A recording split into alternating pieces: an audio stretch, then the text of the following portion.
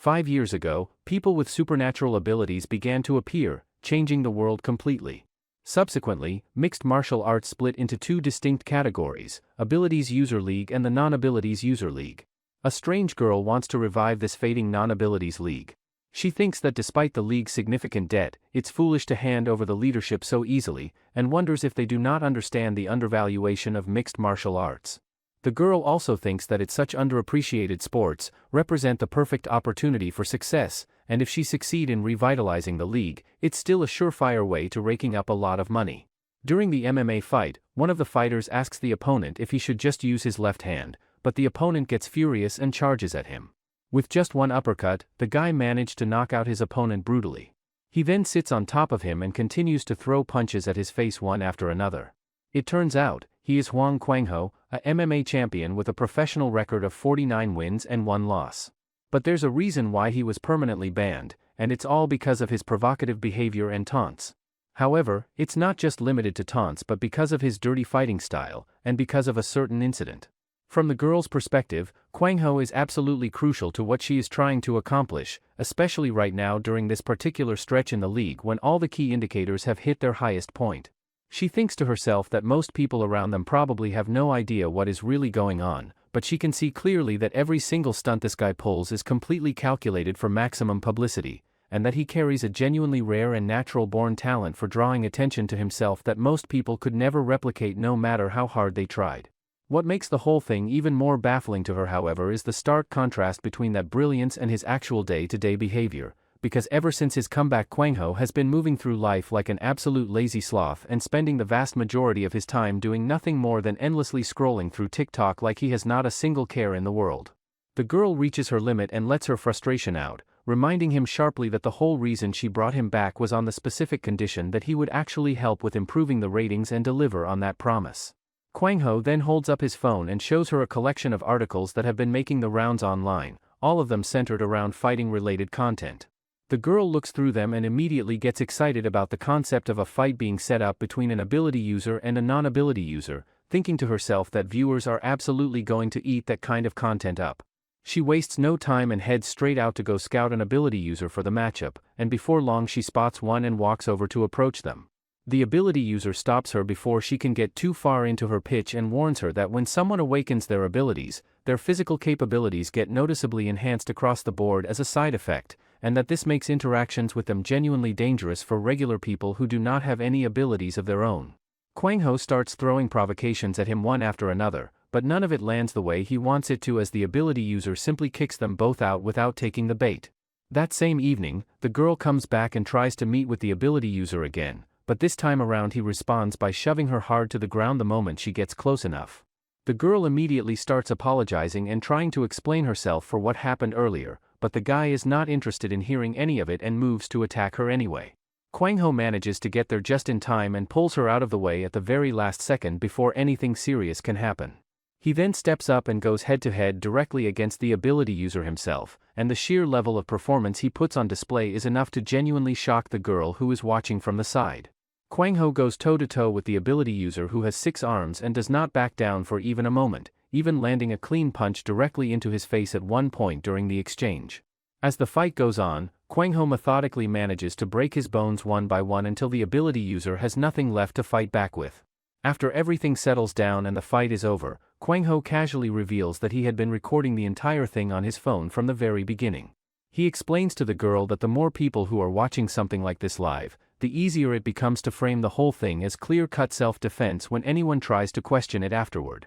Kwang-ho then turns back to the live stream and starts provoking every other ability user he can see watching, going through them one by one, until the girl finally steps in and puts a stop to it before things can escalate any further. Kwang-ho's provocation spread like wildfire, and this kind of provocation wouldn't normally cause such of a stir. The girl gets annoyed to hear people talking about this all the time and wonders what would happen if Kwang-ho loses to an ability user. Provocation is the superiority complex of the ability user, and the sense of injustice felt by those non-ability users. That day, Kwang-ho gets bored sitting in the office wondering why a single ability user hasn't approached him yet. Out of nowhere, the girl starts laughing like a maniac as if a ghost just exchanged souls with her. Kwang-ho looks at her expression and thinks to himself that she might actually be coming to him with some good news for once, but the girl completely switches up her attitude and tells him that there is indeed some good news, and that good news is that Kwang Ho has been permanently banned once again. She also calls him out on the fact that his honorifics have completely disappeared from how he speaks to her and demands to know why he has been talking to her so informally ever since the last incident.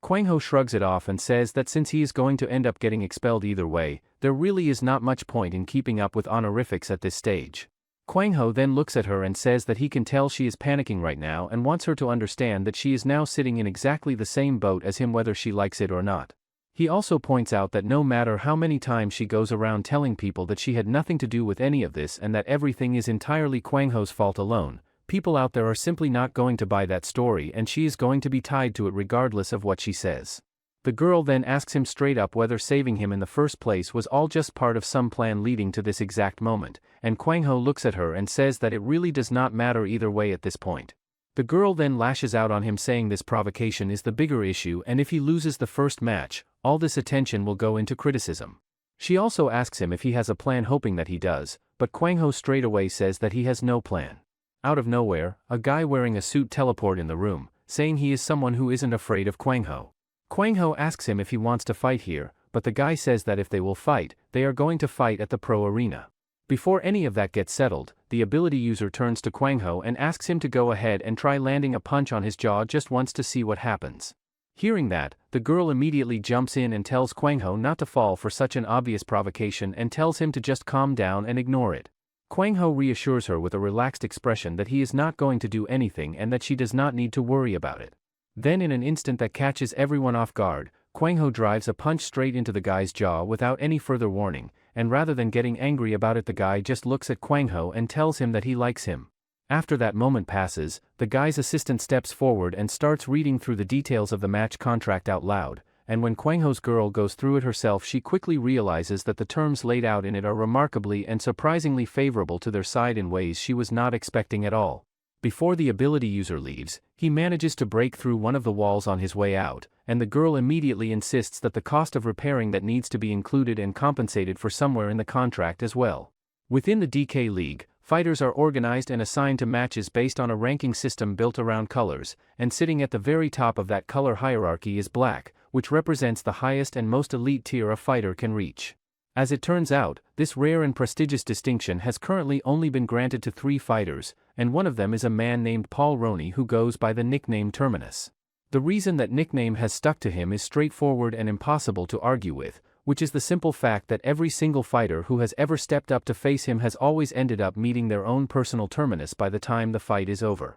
Later on, the girl is still sitting deep in her own thoughts, turning the situation over and over in her head as she thinks about the fact that there are only 9 days left until the big day arrives. She keeps coming back to the same problem, which is that she needs to find some kind of way to either put a stop to the match before it happens or find a legitimate reason to terminate the contract entirely. When she finally steps out of her building and heads outside, she is immediately met with the sight of a crowd of reporters completely surrounding Kwang Ho, and one of them is already getting visibly heated and lashing out at him. The reporter is furious because Kwang Ho had publicly said he was not going to be training, but footage of him doing exactly that has been leaking out everywhere and completely contradicting what he told everyone. The girl then steps in and tries to get rid of all of them, asking them loudly what exactly they think they are doing showing up at her office like this. One of the reporters turns to her and lets her know that every single person there was personally invited by Kwang Ho himself for an interview, and adds that it was not just this group either because people from a broadcasting station had already come by and left earlier in the day as well. 3 days pass, and the girl walks into the gym to find Kwang Ho in the middle of a full training session, and she immediately tells him to stop what he is doing. Kwang Ho asks her if she is aware that there are only 6 days left until the match. The girl tells him that they can't continue like this as she knows he has been treating her like a scarecrow, and she could have tolerated if the results have been good. She says that they have reached to a point with no return, and she can't let his impulsive actions slide anymore. She then gets furious at him saying she already told him this match is a setup and they are just trying to use them. Besides, the opponent is one of the top-level fighters in the DK League. She then comes to a conclusion that they have to win no matter what, whether his opponent is Paul Roney or someone else, he must win. The girl turns to him once again and asks him straight up whether he seriously does not have any kind of plan in place, pointing out that he was the one who told her they were on the same page and working toward the same thing. What he says next catches her completely off guard, as Kwang Ho tells her that he does in fact have a plan, and that plan is simply to lose. He then explains that he has spent the entire past 10 days thinking through and preparing for every possible angle of how he might be able to actually beat Paul Roney, turning it over in his head from every direction he can think of. Kwang Ho adds that if they had given him even a little more time on top of that, he might have actually landed on something that could work, but the girl immediately asks him why he did not just decline the match in the first place if that was the situation. He tells her that if he had gone ahead and declined, they were never just going to let that slide and walk away from it, and then he leans in close and whispers something directly into her ear that lays out the real details of what his actual plan is. 6 days pass, and the day of the highly anticipated match between an ability user and a non-ability user finally arrives, with the energy and excitement around it having been building to an almost unbearable level. Everyone in attendance is buzzing with the question of whether Kwang Ho is actually going to be able to back up all the provocations he has been throwing around and take real responsibility for every single thing he said. Right from the opening moment of the match, Kwang Ho comes out and launches a brutal and relentless attack on his opponent, and before long he manages to pull off the win in a way that makes him look every bit like the villain everyone has been calling him. After that, the entire crowd completely turns on Kwang Ho and people start hurling insults at him from every direction while also throwing whatever junk they can get their hands on down into the ring. The referee steps in and tells Kwang Ho directly that he committed a foul and that there are consequences for that, but Kwang Ho pushes right back and pokes at the referee by pointing out that if a foul was committed then he should already be disqualified and done with it. Right at that moment, the bouncers come storming into the ring and slam Kwang Ho down to the ground as he keeps arguing that they should just call the whole match off and end it here. However, Paul Roney gets back to his feet and steps in, saying that what happened is not going to be called a foul at all and that they are going to officially classify it as an accident instead and move on from it. As it turns out, fouls do exist even within the DK League and cover things like eye gouging, soccer kicks, and stomping, all of which are considered violations of the rules. Because of that, getting disqualified through deliberate foul play carries just as much of a reputation-damaging effect as being labeled a full-blown villain in the public eye, but at the same time it can also flip into an opportunity if played correctly, turning what could be a crisis-level situation into a moment that actually draws massive public attention and interest. This time around though, Kwang Ho finds himself genuinely confused and thinks about why the match did not come to a stop the way he expected, and when he looks out at the crowd he sees that every single person in the building is on their feet cheering loudly for Paul Roney. Ironically, Kwang Ho's foul ended up making the execution even more iconic. Kwang Ho decides to run in the octagon because the diameter of the octagon is 11.5 meter and unlike boxing ring, with its octagonal structure, there are no corners. Paul then charges at Kwang Ho with a punch but he just dodges him and hits him with an elbow strike. After that, Paul Roney throws a counterpunch with so much strength that Kwang Ho goes flying. Seeing that, the commentator says that Kwang Ho seems to be under some sort of delusion and he forgot that this isn't some mixed martial arts match. The other commentator wonders if Kwang Ho come to this match without even preparing a countermeasure for this ability. The girl on the other hand tries to ask the referee why the game is still ongoing when Kwang Ho committed a foul. The referee however completely ignores her and acts as though she said nothing at all. It is in that moment that she comes to the realization that the DK League itself is the one that gets to decide whether a disqualification is valid or not, and on top of that the audience is not seeing anything wrong with what is happening either. She thinks to herself that from the very beginning everyone in this building has been operating with a clear bias, and that the people who showed up and filled these seats today are nothing more than dedicated fans of the DK League's black-tier fighter Paul Roney and are never going to see things any other way. The girl then starts turning over another option in her head, thinking that if getting a disqualification pushed through is off the table, then maybe forfeiting is the next logical move to consider. But then she thinks back to Kwang Ho's first match and how he managed to pull in the attention of practically everyone watching, and she realizes that if they go ahead and forfeit now, everything that was built in that moment gets wiped out completely and it would essentially be the end of everything they have been working toward. Then out of nowhere, Paul Roney casually lowers himself down and stretches out flat on the octagon floor,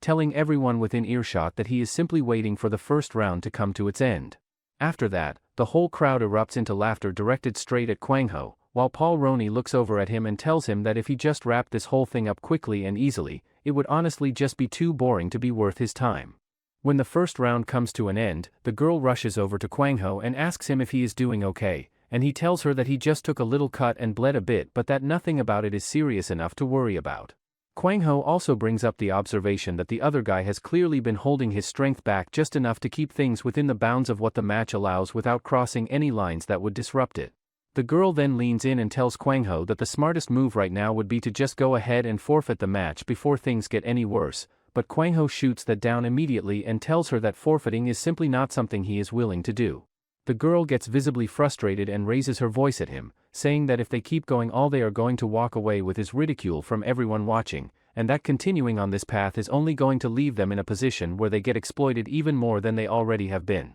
She also tells him that she understands perfectly well that he does not want to sit here and admit that his judgment was off, but that the sooner he is willing to acknowledge that reality, the wiser and more practical it becomes to start focusing on limiting the damage before it gets out of hand. Kwang Ho, however, refuses to budge on the forfeit and tells her flat out that he is going to make every single person in that audience regret every doubt they had about him before this is over. As it turns out, in order to participate in the DK League at any level, a fighter must have already gone through the manifestation of their abilities as a baseline requirement, and only after that manifestation has occurred are they considered eligible to enter and compete in the amateur league. After clearing all of that, the next requirement is that they must go out and win a match and obtain a pro card before they can move any further along the path. Once they have that pro card in hand, they earn the right to step into the lower league of the DK League and compete there, where they then need to keep winning and collecting points through their victories in order to climb higher. Even among the fighters who manage to make it through all of those stages and reach this level, only the absolute best of the best among that already elite group are ever going to find themselves competing at this tier.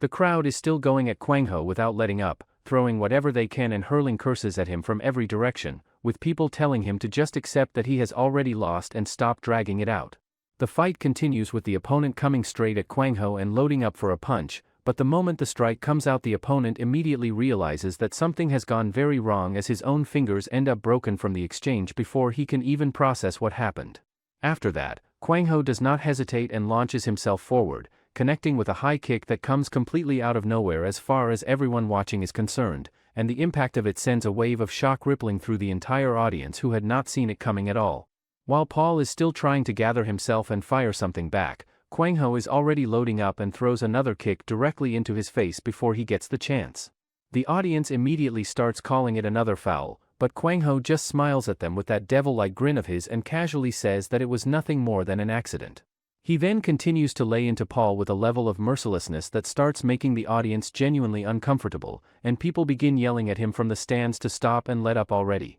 Kwang Ho turns to the crowd and responds by holding up his pinky finger in their direction, making it perfectly clear that their opinions mean absolutely nothing to him and he could not care less what they think. Paul is lying there injured and looks up at Kwang Ho, asking him why he has not gone ahead and finished it yet, telling him that at this point it does not matter whether it was a foul or outright cheating because the win belongs to Kwang Ho regardless of how he got there. Then out of nowhere, something shifts and Paul suddenly gets his full abilities back all at once, and he immediately pushes himself up and moves toward Kwang Ho, revealing that the reason he never went for the knockout earlier was because he wanted to see what Kwang Ho looked like when he was operating at his absolute full strength. Kwang Ho looks at him and tells him straight that he is way too full of himself going around saying things like that out loud. Kwang Ho then says that the reason he did not wrap things up early on his own end was simply because finishing it off too quickly and easily would have made the whole thing incredibly boring, and where is the fun in that? In non-championship matches, the third round is always the final one, and that means everything that happens in this round is going to determine who walks away with the win.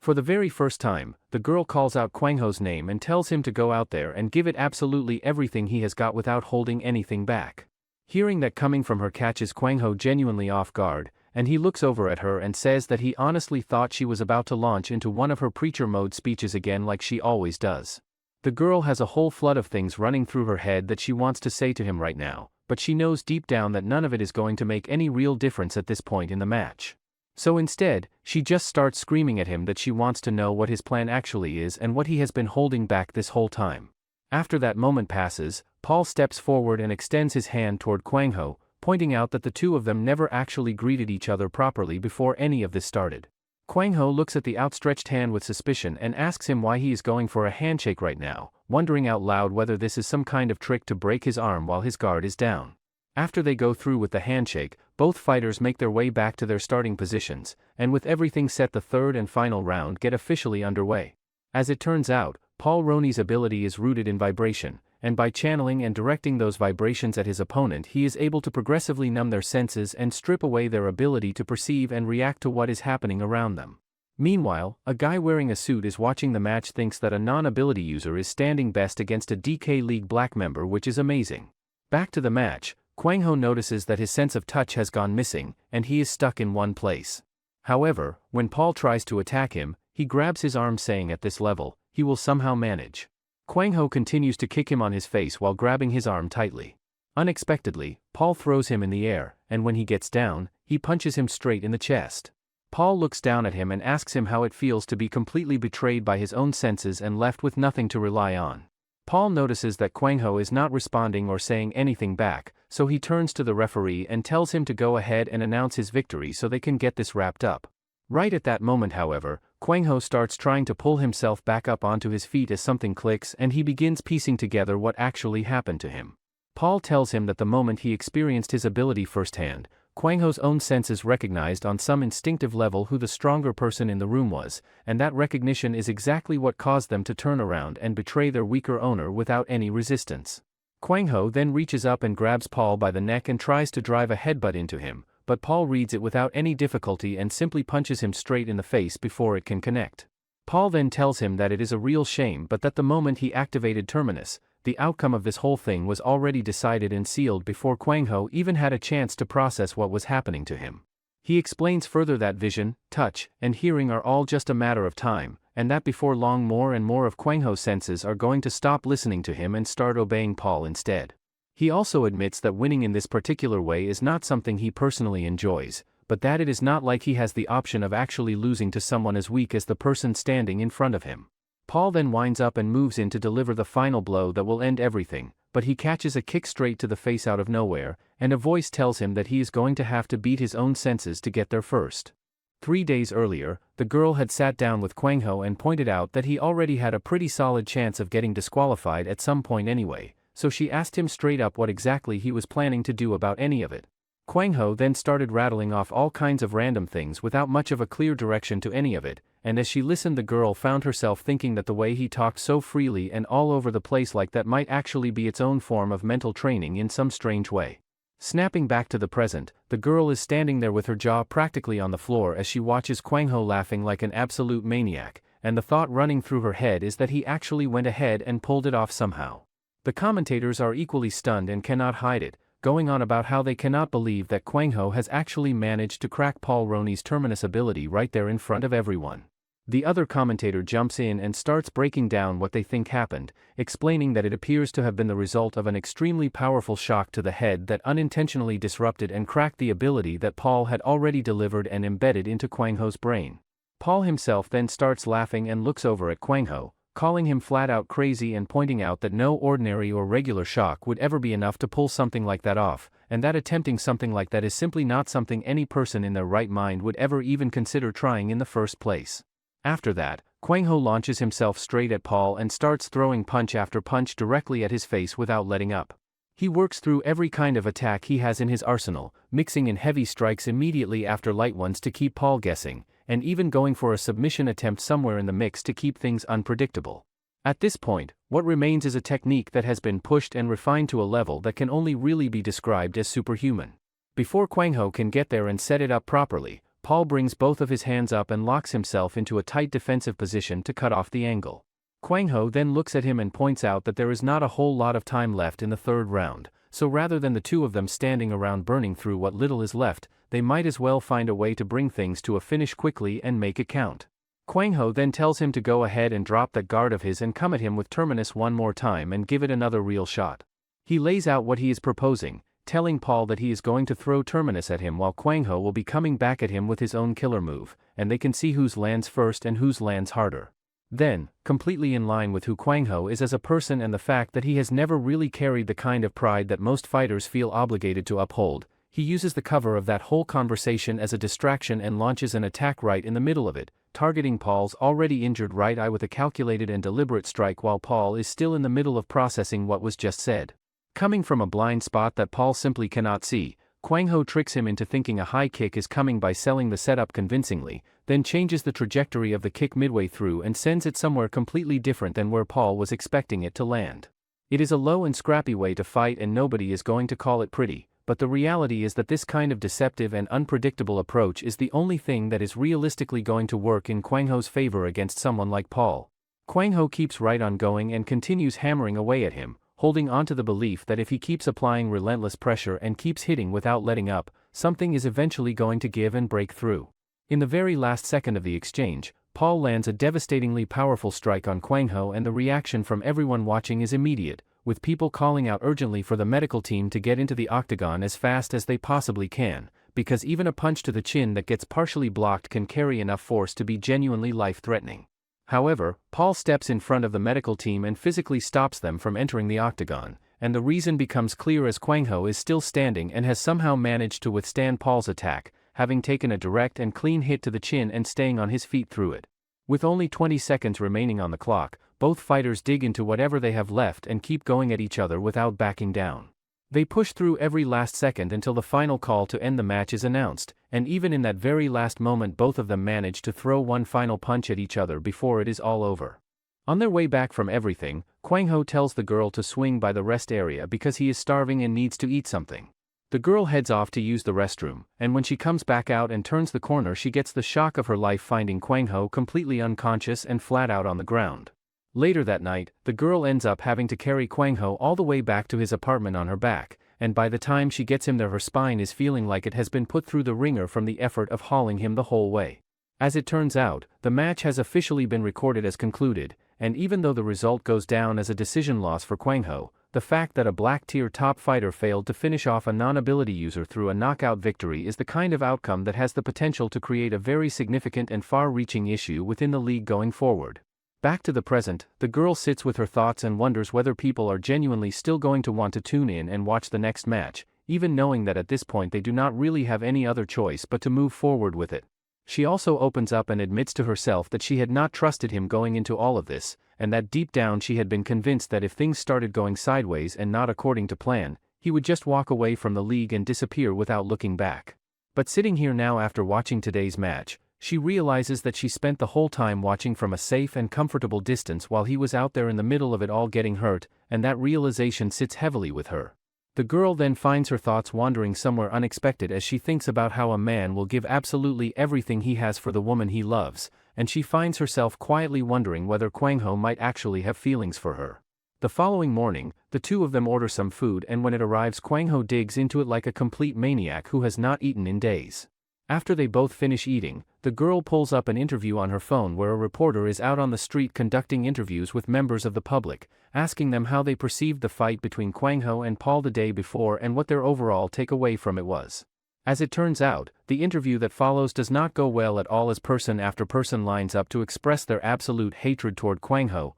with people saying he was nothing more than a loser the whole time and that someone like him deserves to be put behind bars. The girl moves quickly to shut the interview down before it gets any worse, but Kwang Ho reaches out and stops her from doing it. The reporter then steps back and gives his honest read on the situation, saying that the responses they are getting from the public are clearly not looking good and that it is pretty obvious the approach that was taken came across as way too aggressive, with a significant number of people walking away genuinely angry about the whole thing. Then the reporter does something unexpected and tosses his stuff aside before turning to the camera and saying that anyone who has been following and watching fighting sports for a long time already knows exactly what kind of fighter Kwang Ho really underneath is all of the noise and controversy surrounding him. The reporter then puts the question directly to the public and asks whether people want to see another fight from him, and the answer that comes back is that people have actually started to become a little bit interested and that there is a growing curiosity about how exactly he is going to manage to pull off a win the next time around. The moment Kwang Ho and the girl hear that response coming back from the public,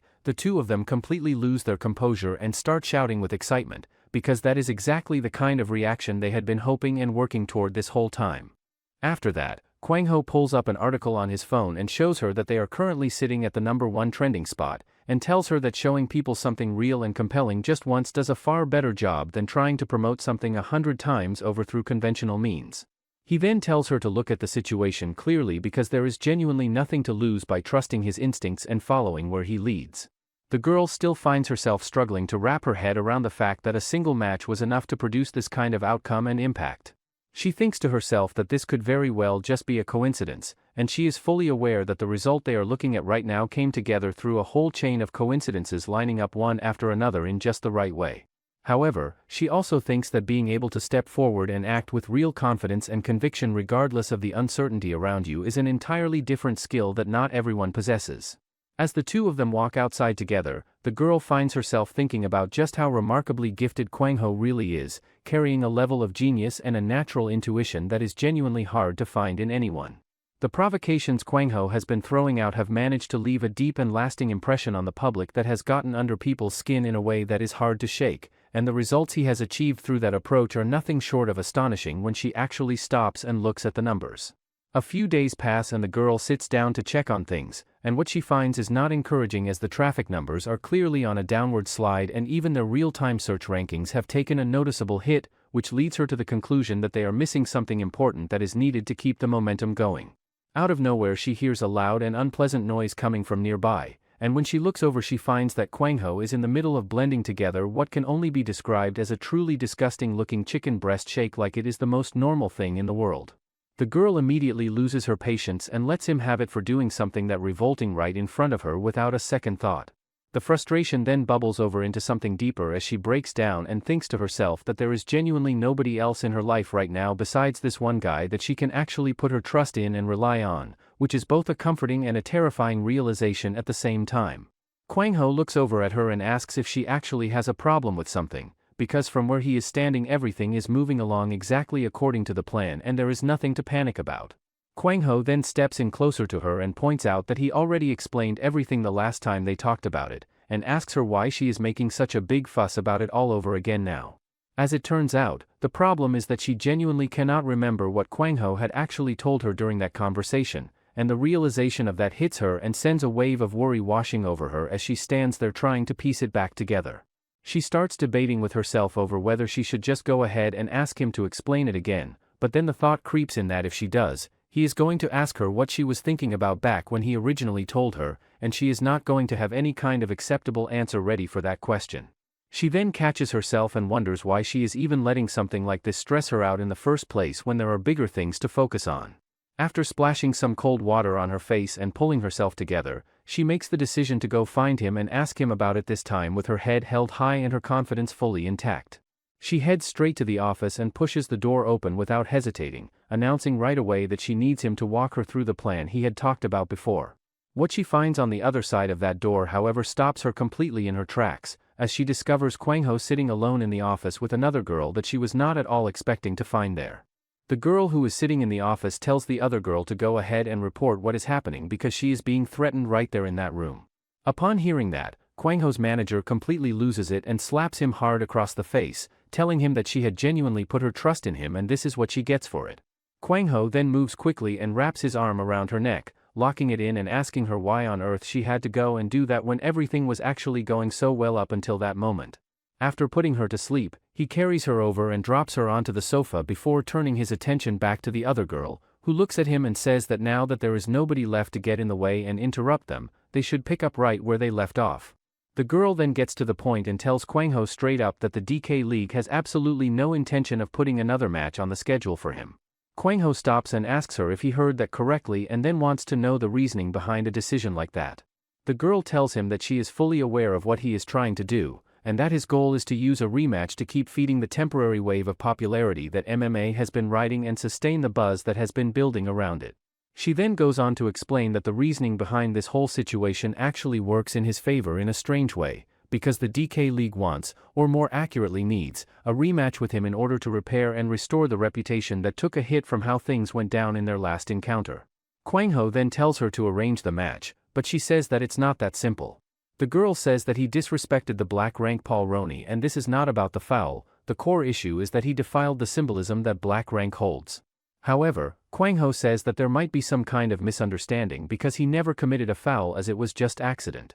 The girl then changes the topic and says that Kwang Ho's office is quite small except for the view, which is good. Kwang Ho replies that it's small because they destroyed their original place, but the girl asks him if this is also the inevitable fate of a weak league. Kwang Ho tells her that he has had enough of listening to what sounds like a whole lot of nonsense, and cuts straight to it by telling her to just get to the actual point of why she is here. He then moves in closer to her and says that if the stuff she has been talking about was really the main issue she needed to address, she would not have gone out of her way to come down here and say it to him in person, which tells him there is something more to it. The girl shifts uncomfortably under his gaze and stands up and then tells him that she actually has two pieces of good news to share with him. She starts explaining that while the actions Kwang Ho has committed are not something that can simply be swept under the rug and ignored, they have taken a close look at his overall performance and the kind of attention-grabbing gimmick he brings to the table, and have come to the conclusion that he is simply too valuable to just throw away and write off. Because of that, they have made the decision to go ahead and grant him a pro card. She then clarifies the terms by explaining that he is not going to be permitted to participate in the official DK League itself, but that he is fully eligible to compete in the lower pro leagues operating beneath it. Kwang Ho, however, does not even let her finish before he flat out refuses the offer without any hesitation, so the girl quickly adds that if he manages to rack up 3 points by winning matches in the lower pro league, that would make him eligible to step up and compete in the official DK League as well. Kwang Ho then asks her about the second good news, and she says that the previous match he all called to as an execution match, even the DK League is struggling with Paul's unilateral actions. She also reveals that she has taken all the blame and has been penalized, and the specific of the punishment is to assist Kwang Ho. She then says that she will join this sinking team. Before long, the lower pro division finals of the DK League arrive, and whoever manages to come out on top in this match is going to be one significant step closer to making their official debut in the DK League itself. Kwang Ho's opponent comes out acting completely unhinged, declaring loudly that he is going to defeat Kwang Ho no matter what it takes and that he is going to bring justice to the world in the process. He also goes on to say that all the popularity that came from stirring up the conflict between the ability user and non-ability user match was nothing more than a carefully constructed setup from the very beginning. As it turns out, Kwang Ho handles the whole thing without much trouble at all and takes the Dreamer guy down with relative ease, earning himself 1 more point in the process, which means he now only needs 2 more points to reach his goal. Kwang Ho stands there afterward and finds himself genuinely frustrated, wondering out loud why none of the more significant fights he has already been through count toward his total, pointing out that he has already gone up against a black rank fighter, so why exactly does he need to keep burning through his time and energy dealing with people who are complete nobodies in the grand scheme of things. Kwang Ho's manager then pulls him aside and tells him that he needs to at least take a proper break at this point, because no matter how straightforward the matches might seem to him, this is already his 5th fight in a row without any real rest in between. Kwang Ho, however, brushes that off completely and refuses to take any kind of break, saying that he has a record to set and that alone is enough reason to keep pushing forward, and that he is not stopping until he has made his point to the people who need to hear it. After that, Kwang Ho goes out and takes down 2 more opponents back to back, adding 2 more points to his total in the process. Kwang Ho then turns to the representative and tells her to go ahead and get the next match lined up and arranged as soon as possible, but his manager is standing there watching all of this and the concern on her face is impossible to miss, because she is fully aware that he is now sitting at 16 matches without having taken a single break anywhere in between. She then completely loses her patience and turns on him, demanding to know whether setting some record is really worth all of this when he has already gone through 16 fights, and telling him firmly that he needs to stop and give his body some time to recover before he does any more damage to himself. Despite taking all of that in and hearing every word she said, Kwang Ho simply turns back to the representative and tells her to set up the next match anyway. The representative then steps in and suggests to both of them that being undefeated or racking up a high number of knockout victories can actually serve as a really powerful and effective promotional tool on its own without needing much else to back it up. Running low on fresh ideas at this point, Kwang Ho's manager throws out the suggestion that they throw a party before the match as a way to generate some buzz, but Kwang Ho looks at her like she has completely lost her mind when he hears that come out of her mouth. Before he can just turn and walk away from the conversation entirely, she tells him that this is not really up for debate and that it is a request he needs to go along with, and after a moment Kwang Ho reluctantly agrees to it. The moment Kwang Ho is out the door and gone, Kwang Ho's manager turns her attention to the representative and asks her straight up what exactly she is doing here, making it clear that she finds it very difficult to just suddenly trust someone who was essentially on the opposing side not all that long ago. The manager grabs her by the collar and keeps pushing her to just come out and tell the truth about what she is really after, but instead of answering out loud the girl simply leans in and whispers something directly into the manager's ear. That same night, Paul makes his way over to meet with his CEO, who is clearly furious at him for not following the orders that were handed down to him. Paul responds by laughing it off and telling the CEO that the whole thing was such a dirty and underhanded strategy and suggests that if he wants things done a certain way he should try controlling him directly instead of passing orders down from above. Meanwhile, Kwang Ho is on his way back home after loading up on a bunch of snacks, completely unaware that a mysterious girl wearing a mask is trailing along behind him and following his every move. After that, the mysterious girl starts tailing Kwang Ho through a street that is completely empty and quiet with nobody else around. When she reaches into her pocket to try and pull something out, Kwang Ho moves on her instantly and closes the distance before she can react, ripping the mask right off her face so he can see who he is dealing with. Kwang Ho then looks her dead in the eyes and tells her that she has 3 seconds to answer 2 questions, which are who she is and who sent her to follow him, and he means it. The girl immediately gets flustered and starts trying to tell him that he has the whole situation completely wrong and that there is a misunderstanding, but Kwang Ho is already counting down without any intention of stopping. Sometime later, Kwang Ho finally makes it back and the girls are both visibly relieved but also clearly worried about the fact that he stayed out as late as he did. Kwang Ho's manager immediately moves toward him and starts checking him over, asking him if he is hurt anywhere or if anything happened to him, but Kwang Ho just looks at her and asks her why she is freaking out over it the way she is. He tries to brush past her and move her out of the way, but she plants herself and tells him that she has been doing some digging into the fighters who are going to be participating in the same league he is competing in, and what she found out is that the people involved are genuinely dangerous in a way that goes beyond what you would normally expect. Kwang Ho tries to downplay it and says that she might just be blowing things out of proportion, but the girl shakes her head and tells him that these people are the type who would not hesitate to do something outside of the match itself if it meant guaranteeing that they came out on top. Kwang Ho then says that he know what she were worried about,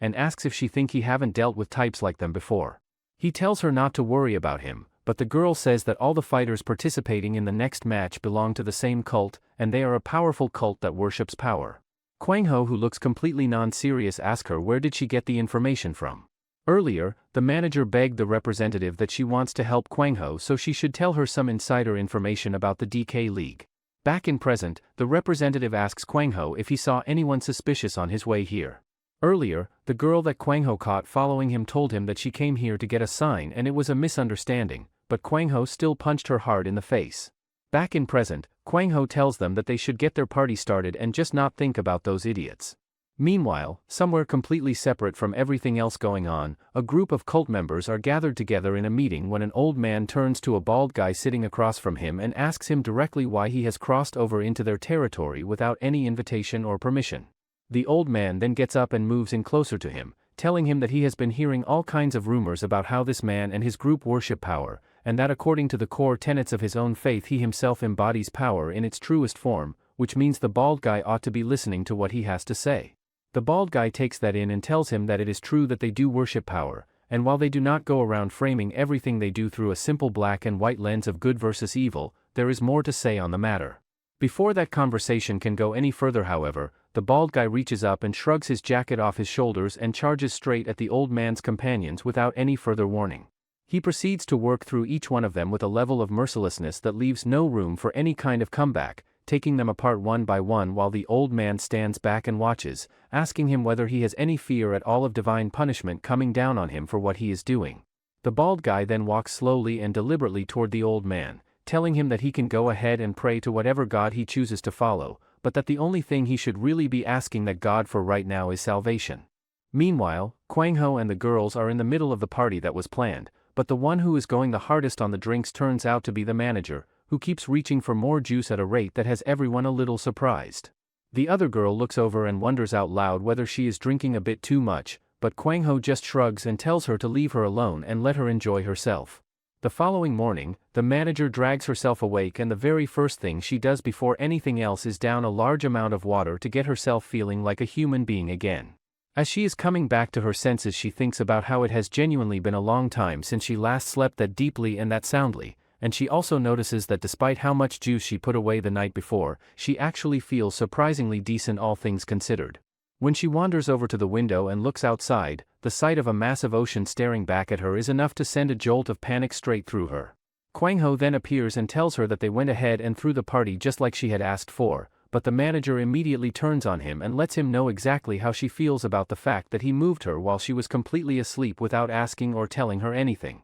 Kwang Ho tells her that he had already made it clear there was a match happening on this island in 7 days and that they needed to get there and start preparing well in advance, and that she should honestly be thanking him for making sure she was looked after throughout all of it. The manager is not remotely interested in hearing any of that reasoning though and just keeps shouting at Kwang Ho. She freaks out that she didn't even tell her brother that she was going on a business trip. She decides to leave but realizes that there are no boats leaving the island, and Kwang Ho tells her that she has no choice but to stay and participate with them. The representative says that she was also surprised, and it was Kwang Ho who planned everything on his own. She also says that she took care of the simple handover work for the manager, so all she has to do is just contact her family directly, and she should be all set. Eventually, the manager agrees to stay, saying there is no other choice. She also mentions that she is doing it if Kwang Ho agree to one condition. The manager tells him that his goal here is to set the fastest record and he don't care as long as he get his match, then they should get their match over and that's it. She also says that after they finish eating, they will return to the hotel and keep to themselves until it's time for the match, then head straight back.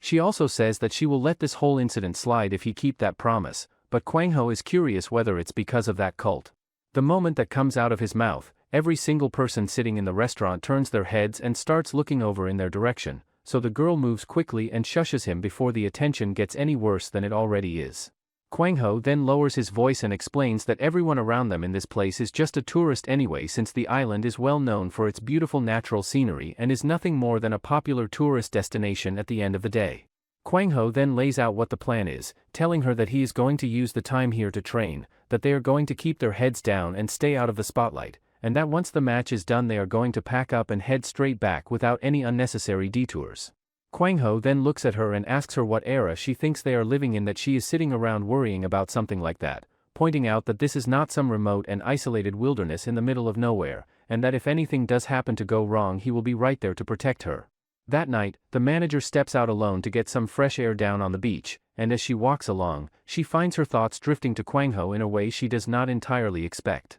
After a little while, Kwang Ho also shows up on the beach and explains that his phone internet stopped working and he came out to see if he could get any kind of signal out here. Then without any warning at all, the ship sitting right out in front of them suddenly explodes in a massive blast, leaving both of them completely frozen in shock at what they are seeing.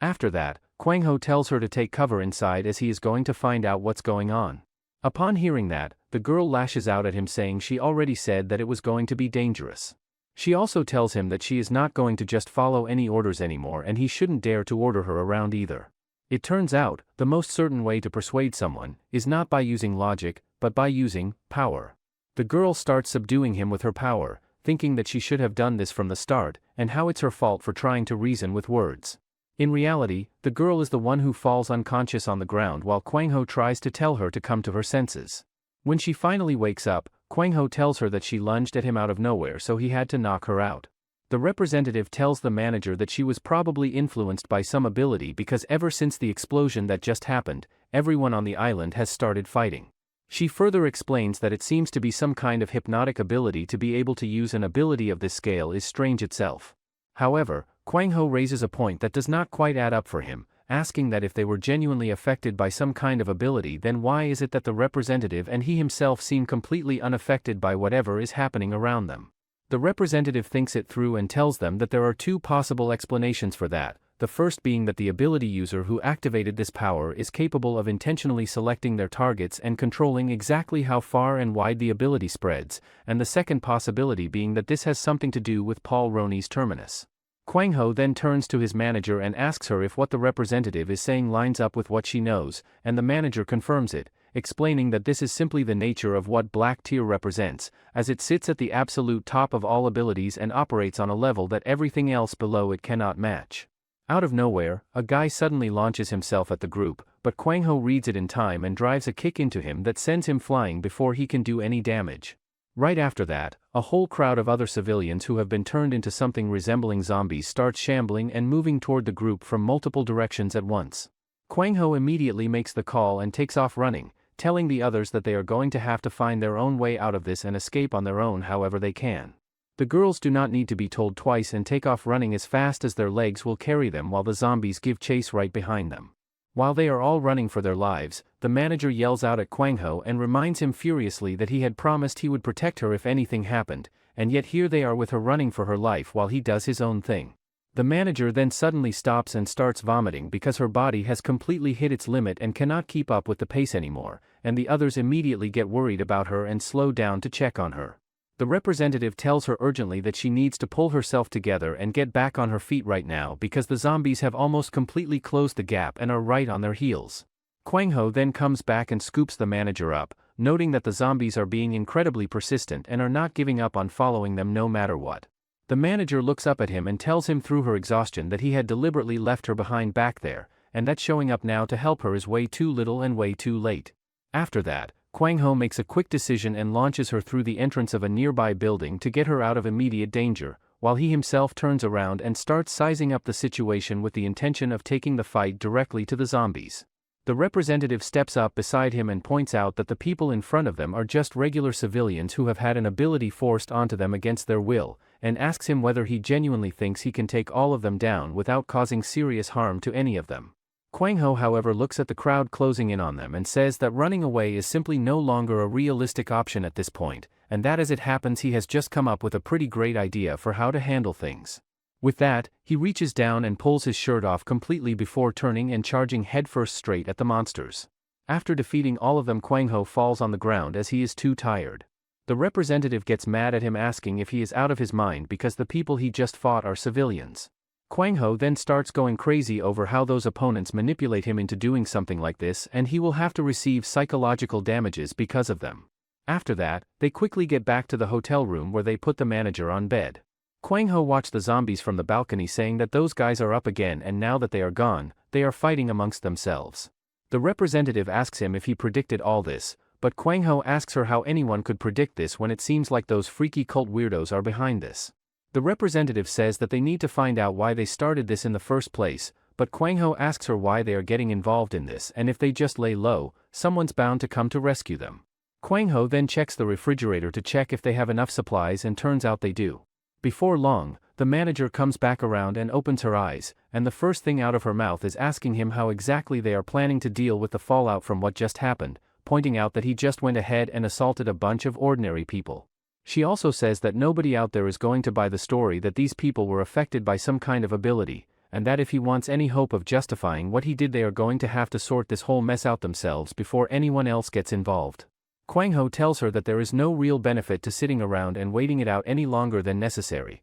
because whether it is the DK League or someone else entirely, whoever is responsible for keeping tabs on things is going to pick up on the fact that something has gone seriously wrong out here and is going to dispatch a rescue team to the island. The representative backs that up and also tells Kwang Ho that handling all of this is not actually their responsibility to begin with, and that if they just stay put and wait it out, the DK League's rescue team is going to show up and take over. Kwang Ho thinks about that for a moment and figures that sounds like a reasonable outcome, but the girl then drops something on him that changes the picture entirely, revealing that if that is what ends up happening, they are going to go ahead and cancel the match. The representative adds on top of that given everything going on around them right now, there is simply no way the match can proceed under these circumstances anyway, and she also points out that this means his record for the shortest time is gone as well. Kwang Ho then reveals that he had the same intention from the start, as he can't pretend not to notice when the people are in crisis.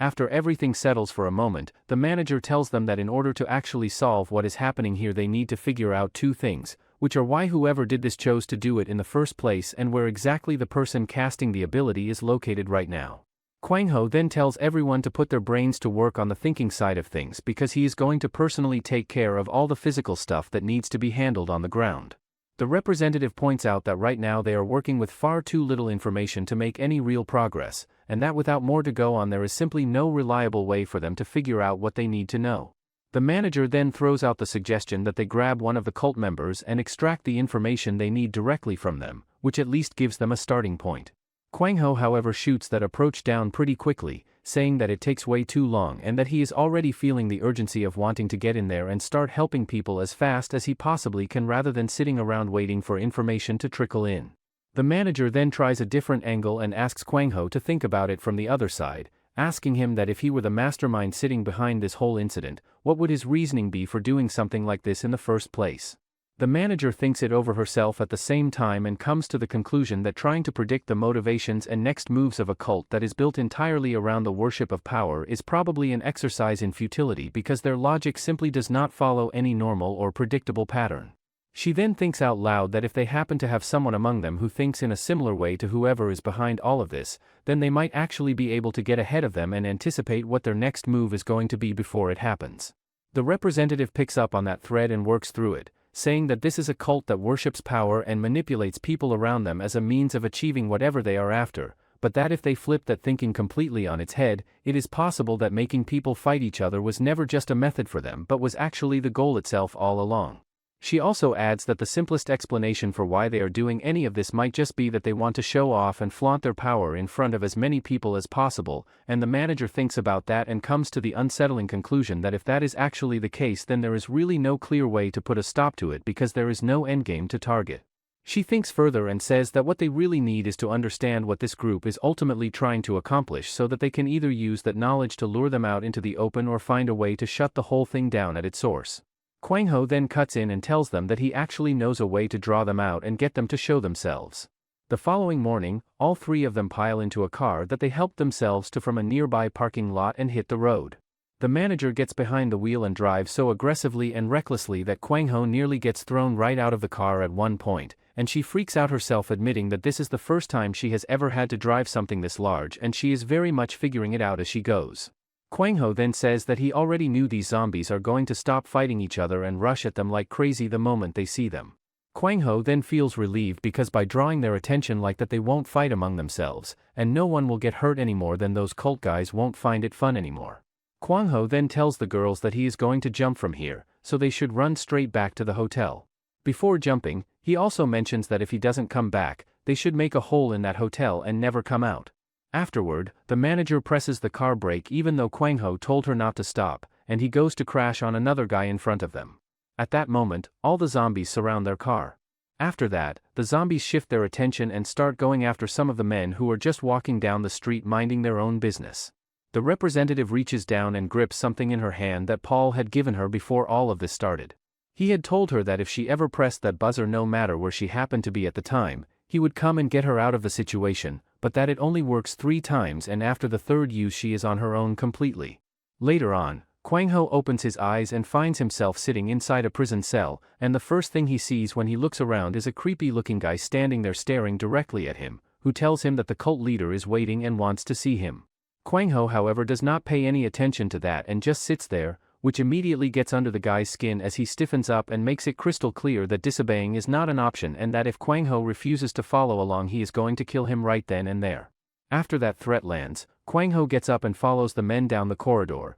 and as they walk he casually asks them why they have not bothered to put any cuffs or restraints on him considering the situation. The guy tells him plainly that there is no need for any of that because they already have a hostage and that is more than enough to keep him in line. Kwang Ho then throws back the question of what would happen if he decided to just grab the guy walking beside him and use him as a hostage instead, and the guy does not even flinch before responding that a hostage only has any real value if the person holding them actually has something worth negotiating for. When they finally make it to the leader's room and Kwang Ho is brought inside, he looks around and asks straight up what exactly he is doing here and what this is all about. The leader looks at him with genuine curiosity and comments that he does not seem to be showing even the slightest hint of fear given the situation he is currently in, but Kwang Ho just shrugs and says that since they already have the hostage there is no opening he can see for him to make any kind of escape, so there is not much point in panicking about it. The cult leader then offers up what sounds like a philosophical observation, telling him that fear comes from uncertainty and doubt, but that when someone has a deep and unshakable faith in their own power that goes beyond simple belief, fear simply has no place to take root and cannot be felt at all. Kwang Ho then shifts his gaze and spots both of the girls tied up on the other side of the room being held as hostages, but before he can process that fully the cult leader steps in close to Kwang Ho and lowers his voice to a whisper, telling him that the girls are sinners who have failed to even follow through on their own desires and that this failure is exactly the reason he intends to punish them for it. Kwang Ho then looks back at him and asks what his plans are when it comes to him specifically, and the cult leader tells him without any hesitation that he is considered innocent in all of this and is therefore free to walk out the door and go wherever he pleases. Hearing that, Kwang Ho gets surprised and asks him why he abducted him in the first place. The cult leader replies that if he wants to save the girls then it is right to test whose intentions are truly right, which means that he has to fight with him. Unexpectedly, Kwang Ho just turns around and leaves. He continues walking outside the mansion until it's almost edge of the cliff. Later, the girls are in the cell as well and realize that there's no way for them to escape easily. The representative notices the manager sitting in the corner looking all depressed, so she sits beside her. She tells the manager that the structure is designed so that it can never be opened from the inside unless someone comes to save them. Hearing that, the manager starts sobbing because she misses Kwang Ho. The manager is sad because she thinks that Kwang Ho must be dead by now, but the representative tells her not to blame herself too much as it was just an accident. Suddenly, the strange old geezer from before starts laughing as he is also in the same cell as the girls. He asks the girls what sins they committed to end up in this living hell. The representative has no idea what he is talking about, so he says that if this isn't hell, then what place would she call hell? The old man then says that he knows enough about this place since he has been in this place for a few days already. He then charges at the representative, saying once he deals with them, he got something else to do. The old men then crash into the girl, who then kicks right at his lifeline. After that, she beats him up even more and says that she can't tell whether this is his good or bad luck, but pain isn't his thing. The girl then caught him and says that her ability is to pass through soft materials like clothes or skin, and says that if he provides the information about this place, she won't use her ability. However, the old man suddenly starts puffing himself up and acting like he is some kind of tough guy, so the representative responds by pressing a single finger into just the right spot and giving him a very quick and very convincing introduction to what real pain feels like. The representative then takes a step back and thinks through her approach, coming to the conclusion that this guy is really just a massive scaredy cat underneath all the posturing, and that trying to persuade him is probably going to get her a lot further than continuing to threaten him. She then softens her tone and tells him that she genuinely does not want to have to keep doing this to him, and that if he is willing to work with her and cooperate, she will make sure the two of them both get out of this place safely together. The old man looks at her skeptically and asks her how on earth she expects him to put any trust in something as flimsy as a verbal promise, pointing out that the moment he gives her the information she is looking for, she is just going to take off and leave him behind without a second thought. The representative looks him over and tells him that he is coming across as pretty suspicious, and that at this rate just forcing the truth out of his mouth might honestly turn out to be the more efficient option.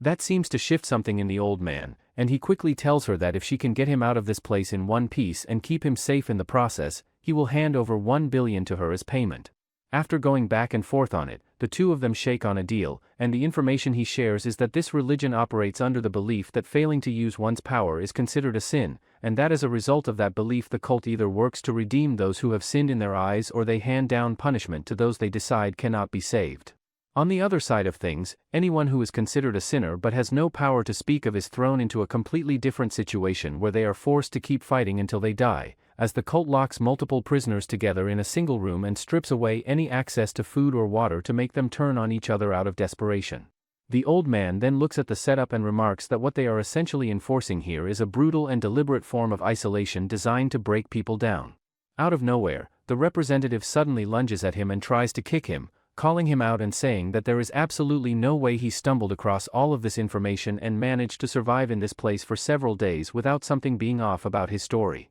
The old man then calmly points out that his small and compact size actually works in his favor because it means he can slip through the gaps in the cell bars with relative ease, go out and gather whatever information he needs, and then come back without anyone being the wiser. The representative is still not buying any of it and pushes back further, saying that if what he is telling them is actually true, then he would have just used that same ability to get himself out of this place a long time ago instead of sticking around. The old man, however, has an answer ready for that too, explaining that the exit leading to the outside is completely blocked off, and that his plan was to stay put in the prison for now, find someone weaker than him to beat in a fight, and then when a guard came to move prisoners to another room, he was going to use money to bribe his way into a better position. Before anyone can respond to any of that, Paul suddenly appears out of nowhere and tears the prison bars apart with his bare hands, leaving the representative completely stunned by the sight of it. It turns out, the girl mistakenly pressed the buzzer. She quickly takes it out and tries to tell Paul that she didn't press it. Paul then says that he made a huge mistake to think he tried to win her heart with something like this.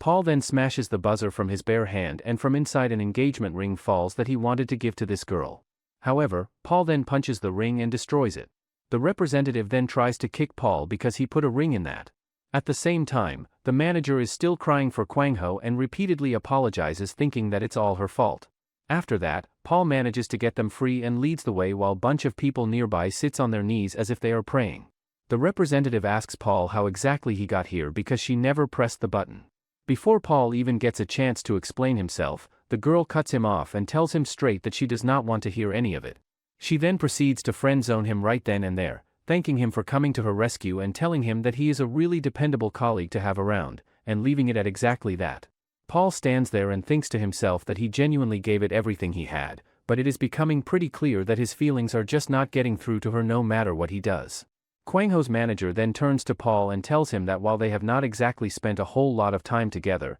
she has picked up quite a bit about that woman just from being around her. She also mentions that the two of them have even had conversations about their ideal types at some point, which gets Paul's attention immediately as he asks her what exactly it is that she wants from him in exchange for that information. The manager tells him that she is not asking for anything too crazy and that for someone like him it might actually be a pretty straightforward thing to pull off. She tells him that what she needs is for him to go and retrieve Kwang Ho's body, and Paul stops her right there and asks her if she is saying that Kwang Ho is actually dead. Paul then tells her that he is going to need to hear a whole lot more detail before he does anything else. The manager then decides to sweeten the deal even further and tells him that from what she has been picking up on lately, the girl he has feelings for has recently started showing some interest in a particular man. After that, Paul activates his ability and tells everyone standing around him to go back and inform their leader that he is not moving from this spot until he finds Kwang Ho's body, and he means every word of it. Meanwhile, on a completely different side of things, Kwang Ho appears to have somehow inserted himself into the cult and is already getting into a heated argument with Preacher from before. Kwang Ho is pushing to become part of the missionary group within the cult, and Preacher is absolutely furious at the audacity of that request given the fact that Kwang Ho does not even have any kind of ability to speak of. Kwang Ho then leans in and tells him casually that his actual plan is to chew this entire cult up and spit it back out, so there is really no need to worry about scheduling any kind of match because he is going to be setting records before anyone even realizes what is happening. He also makes it clear that the reason he is being so upfront about all of this is because he is confident that Preacher in front of him is going to be next on his list when the time comes. That pushes Preacher completely over the edge and his fury reaches a whole new level. Right at that tense moment, another guy comes bursting in and announces that there is serious trouble brewing and that he needs to see the cult leader immediately. Preacher tells him that the leader is in the middle of praying and cannot be disturbed, so he should bring whatever it is directly to him instead. The guy then raises his voice and shouts out that Paul Roney is currently tearing through and destroying the entire facility piece by piece. Kwang Ho takes that in and says out loud that it sounds like Paul is here to save them, but before he can say anything else the black-haired guy winds up and charges straight at Kwang Ho with a punch. After eating the punch, Kwang Ho gets pushed back from the impact, and Preacher immediately follows it up by launching into a kick aimed straight at him. Kwang Ho manages to get his guard up in time and blocks it, then tries to fire something back at the guy, but Preacher reads it and slips out of the way without much trouble. Kwang Ho thinks to himself that he is not entirely sure what is going on with all of this, but that it actually works out pretty well for him because his plan is to beat this guy right here and then move straight on to the cult leader after that. Preacher then turns and calls out to his people, telling them to get every door in the place locked down tight so that Kwang Ho has no easy way out of the situation if he tries to make a run for it. Kwang Ho then tries a completely different approach and asks Preacher whether it might just make more sense for them to sit down and talk this through like reasonable people, pointing out that instead of wasting energy fighting each other they should really be thinking about joining forces to deal with Paul Roney together. Preacher however is not interested in hearing a single word of that and comes at Kwang Ho again without even pausing to consider what was just said, but Kwang Ho shifts out of the way and lets the attack go right past him. Kwang Ho then sends a kick back at him, but even with his back turned Preacher somehow manages to dodge it cleanly like he already knew it was coming. He also thinks to himself that what he is seeing from this guy is not just some simple enhancement of his natural reflexes, but that it comes across as something closer to actual clairvoyance the way he is reading and reacting to everything. Kwang Ho then grabs a glass and hurls it at him, saying out loud that the guy is not even all that impressive when it comes to raw strength, and that judging purely by the look in his eyes it is pretty clear that he is working with some kind of special ability underneath everything. Kwang Ho then starts trying to narrow it down and asks him whether it is some kind of danger sensing or detection ability, and follows that up by suggesting that it looks like there might be a limited number of times he can actually use it before it runs out. Preacher then makes his move and activates what he calls his sacrifice ability, and turns to one of his people and tells them to go let Paul know that they will be delivering Kwang Ho's dead body to him shortly. Back at the facility at the same time, the fellow men approach Paul and try to tell him that Kwang Ho's dead body is on its way and that he should go ahead and stop using his ability since there is no longer any reason to keep tearing the place apart. Meanwhile, Kwang Ho completely ignores Preacher and starts working his way through all of the fellow men surrounding him first, beating them down one by one, which sends Preacher into a fury as he demands to know why Kwang Ho is not stepping up and choosing to fight him directly instead. He then takes matters into his own hands and charges straight at Kwang Ho, wondering out loud why he keeps avoiding the fight between the two of them. As it turns out, Preacher's ability is something called infinite potential, and what it does is allow him to see the infinite range of possible futures stretching out in front of him and identify the specific path that leads to victory from among all of them. However, in order to keep the strain on his brain from becoming completely overwhelming, he selectively filters what he perceives and only picks up on the possibilities that represent a direct and immediate threat to him personally. The problem in this particular situation is that his brain simply does not register what Kwang Ho is doing as a direct threat to him,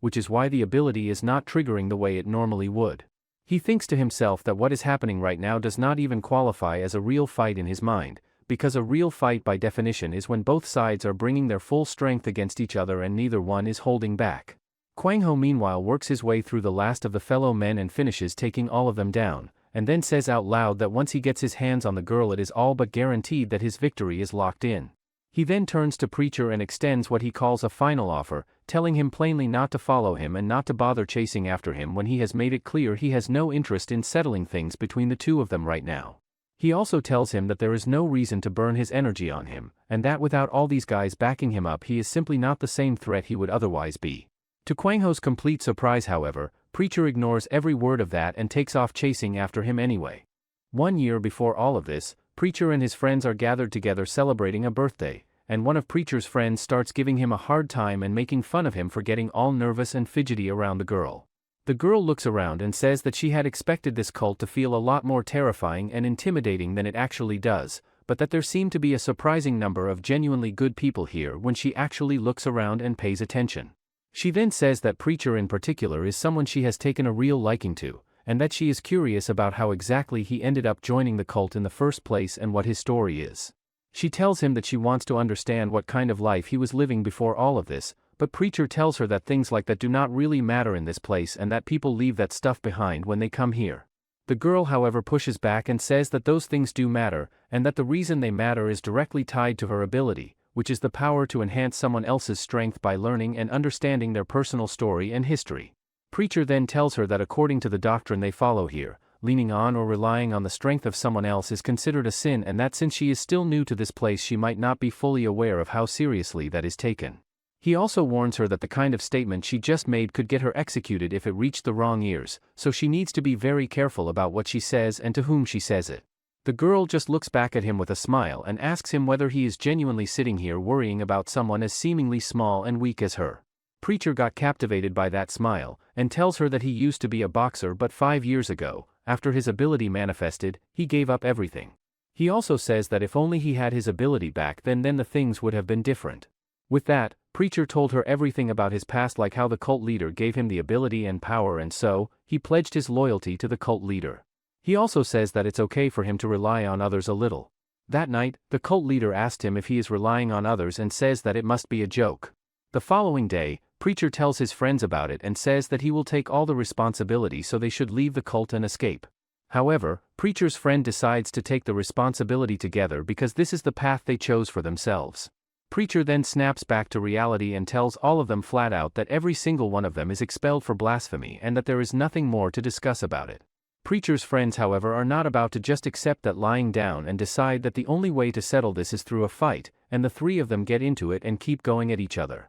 Eventually the whole thing runs its course and comes to an end, and all of them walk away from it as if the whole thing was just a normal Tuesday and nothing particularly significant happened. Preacher then looks at them and tells them straight that their attacks never even came close to registering as a real threat to him, and that the gap in skill between them and him is honestly enormous. He also adds that they are so far below the level required to be here that it genuinely baffles him how any of them managed to get in the first place. Preacher then shifts his attention and walks over to the girl, telling her that he needs her help because the better she understands and knows the details of someone's life and story, the stronger and more powerful she is able to make their ability grow. He then lays out his plan to her, telling her that starting from today he is going to stay by her side at all times under the pretense of simply using her ability, and that when the right moment finally arrives the two of them are going to bring the cult leader down together. The moment those words land, the girl does not hesitate for even a second and throws her arms around him in a tight hug. Snapping back to the present, Kwang Ho has grabbed the girl and is holding her as a hostage, and turns to Preacher and tells him not to take even a single step closer. After that, Preacher tells him to calm down and stay steady, saying that he is not going to move from where he is standing, so the two of them should just talk this out and negotiate. Kwang Ho, however, does not even let him finish and drives a punch straight into his face, telling him that there is absolutely nothing to negotiate about because he has already seen what Preacher's ability can do and he is not about to fall for the same trick a second time around. Kwang Ho then points out that the moment he lets go of the hostage, Preacher is going to activate his ability and use it against him, and Preacher stands there looking at him and genuinely wonders out loud whether this guy is actually a normal human being or something else entirely. Kwang Ho then shifts the conversation and asks him straight up why Paul wants him dead and what the reason behind it is, but Preacher tells him honestly that he has absolutely no idea what Paul's motivation is or where it is coming from. Kwang Ho then tightens his grip on the girl by her hair and tells them both that he is going to go straight to the cult leader because as far as he can tell that is the only realistic path he has to getting out of this situation alive. As the three of them make their way there, Preacher walks alongside him and asks Kwang Ho what exactly his plan is once they get in front of the cult leader, and Kwang Ho tells him plainly that he is going to ask the cult leader to deal with Paul Roney and get him out of the picture. Preacher, however, thinks through what Kwang Ho is suggesting and immediately sees how unrealistic it is, asking him whether he genuinely believes the cult leader is the kind of person who goes around granting other people's wishes and desires just because someone shows up and asks. Kwang Ho tells him that figuring out how to make the persuasion work is his own problem to deal with, and that what he needs to do is find a way to convince the cult leader to take Paul out of the equation entirely, and that if he fails to do that then Kwang Ho is going to go straight to the leader himself and report everything he knows about Preacher's heretical actions. Preacher then tells him to hold on for a second and says that there has to be a better way to handle this through conversation rather than going down this road and suggests that the two of them put aside everything else and join forces to take Paul down together instead. Kwang Ho, however, still does not trust a single word coming out of his mouth, and Preacher keeps pushing and pleading with him to just have a little faith and trust him, repeating that trying to persuade the cult leader is simply not going to work and that this whole plan is heading toward disaster. Preacher then suddenly tells him to stop moving forward and says that he cannot go any further because the space ahead of them is the cult leader's personal sanctuary and entering it without permission is not something that is done lightly. The girl also turns to Kwang Ho and tells him urgently that he absolutely must not go in there and that it is still not too late for him to turn around and walk away from this before something irreversible happens, but Kwang Ho reaches over and grabs her by the neck and makes it clear that she is back to being a hostage whether she likes it or not. He tells Preacher to use his ability and if he don't follow his orders he will kill the girl. Kwang Ho then tells him that in 5 seconds from now, he will open this door and go in, so he should persuade the cult leader. Preacher again and again tells him that the cult leader is not going to grant another person's desires but Kwang Ho tells him to keep trying until it works. After that, Preacher uses his ability and gets succeeded, and tells Kwang Ho that they can go inside. Preacher then reveals that the persuasion failed and what he succeeded in was bringing about the worst possible future for him. It turns out, he brought Paul here who thinks that Kwang Ho has betrayed him. Preacher then gets furious Oswell thinking that this future was a great threat to him that he could foresee but he no longer care what happens to him. Kwang Ho then takes off his jacket and tells Paul Roney that they are a team now. Kwang Ho then turns to Paul and asks him if he has any grasp of the situation they are all currently stuck in, but Paul does not even bother engaging with the question and simply activates his special ability without a word. The moment that happens, Preacher takes off running as fast as his legs will carry him to get as far away from that spot as possible, and Kwang Ho sees him bolt and immediately follows right behind him, sensing that whatever is about to happen is not going to be good for anyone still standing nearby. The situation then plays out and the match kicks off with both Paul and the cult leader directing all of their focus and attacks exclusively toward Kwang Ho, and it turns out that this is exactly the future that Preacher had already seen coming. He tells Kwang Ho straight that the way he sees it, Kwang Ho is going to die at the hands of both the cult leader and Paul Roney before this is all over. Kwang Ho, however, looks around at the two of them and points out that neither one of them actually seems to be paying him any real attention at the moment, because they are completely wrapped up in going at each other and have temporarily forgotten he even exists. Paul comes out swinging right from the very start and manages to land some seriously solid hits on the cult leader using his terminus technique, putting him on the back foot almost immediately. Paul thinks to himself that this is what the absolute peak of an ability looks like in action, and that this is the true symbol of who Paul Roney is as a fighter. As it turns out, once the terminus ability gets fully activated, everything in its path simply ends, and every single person gathered in that space has no choice but to focus all of their efforts on preventing the terminus from reaching full activation until it can somehow be shattered and broken apart before it seals everything. Paul then tells the cult leader that among DK's black, none have shattered his terminus and asks the cult leader what ability he used. The cult leader says that terminus is a cowardly technique that avoids direct confrontation and those who don't trust their own strength collapse easily. Upon hearing that, Paul charges at the leader and punches him straight in the face, saying that if it's a direct confrontation he is going to give it. After that, the cult leader shouts that he enjoys that and tries to wrap around Paul, but he smashes him on the ground, saying it will only prolong unnecessary pain. In the meantime, Kwang Ho is fighting with Preacher, saying he lied because his ability is to foresee his own danger. He also asks him how did he see his death, and says that even if he see his death, there's be no reason for him to say that. Just then, Paul charges at Kwang Ho and says that he always wanted to fight him again in the arena. Kwang Ho then throws him towards the cult leader and stands beside the Preacher. Preacher then turns to Paul and brings up the fact that since Paul has always been after Kwang Ho's body, he wants to put a deal on the table for him to consider. Paul shuts it down immediately and says he has zero interest in any kind of deal, but Preacher keeps going and tells him that he has the ability to see how the tide of the battle is going to shift, and that kind of information is going to be genuinely useful to him whether he wants to admit it or not. Preacher also acknowledges that Paul has no reason to trust him, which is exactly why he is going to hand over some information up front before asking for anything in return. He then explains that what the cult leader is currently doing is deliberately allowing every single attack to land on him on purpose, because he is slowly and methodically building up his strength in the background, doing all of this simply because he wants to draw the fight out longer and enjoy it more. Paul finds that hard to process and looks confused by the explanation, but Preacher breaks it down further and tells him that it is an incredibly arrogant thing to do, and that the only reason the cult leader can get away with pulling something like that is because his belief in his own strength is so absolute that he sees no risk in it whatsoever. Meanwhile, on the other side of things, Kwang Ho keeps right on going and continues laying into the cult leader without letting up. Preacher then moves on to the second thing he wanted to say, which is that Paul has absolutely no real intention of going through with any deal he might agree to right now. Paul then launches at him in response, and Preacher tells him straight that the reason he needs any of this to work out is because the future he is trying to create requires him to have access to the Terminus ability. After that, Preacher turns to Paul and tells him to get himself ready because the cult leader's powers are coming back online and they need to be prepared for whatever comes next.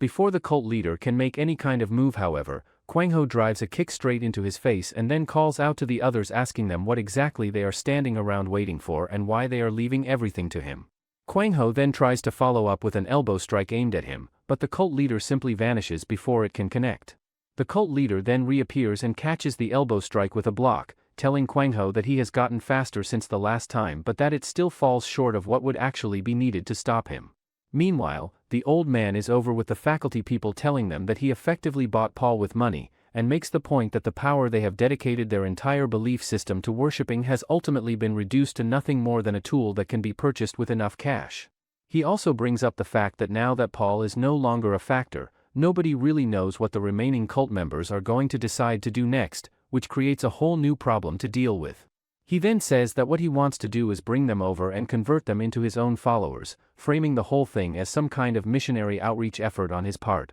The representative listens to all of that and thinks to herself that while it is actually somewhat helpful in a strange way, it is definitely not what anyone would consider a normal approach to the situation. She then shifts her gaze over to the manager and finds herself wondering quietly what is going through her head right now. The manager then tells her that since she was young she has been taking care of her younger brother alone, and she was young too, but her brother was even younger. Sadly, they had no one to rely on but her. The representative tells her to stop dancing around it and just say clearly what she is actually talking about, and the manager takes a breath and explains that it was the first time in a long time that she found someone she could genuinely lean on and share the weight of responsibility with without feeling like she was carrying everything alone. As she says it out loud, the realization hits the manager like a ton of bricks that the person she has actually developed feelings for is Kwang Ho himself. The manager then turns to the girl and asks her if she knows where Paul Roney went, and then answers her own question by saying that he went off to find Kwang Ho's body because she had asked him to go and do that. The girl, however, raises an eyebrow and says that Paul is simply not the type of person who goes around doing favors for people,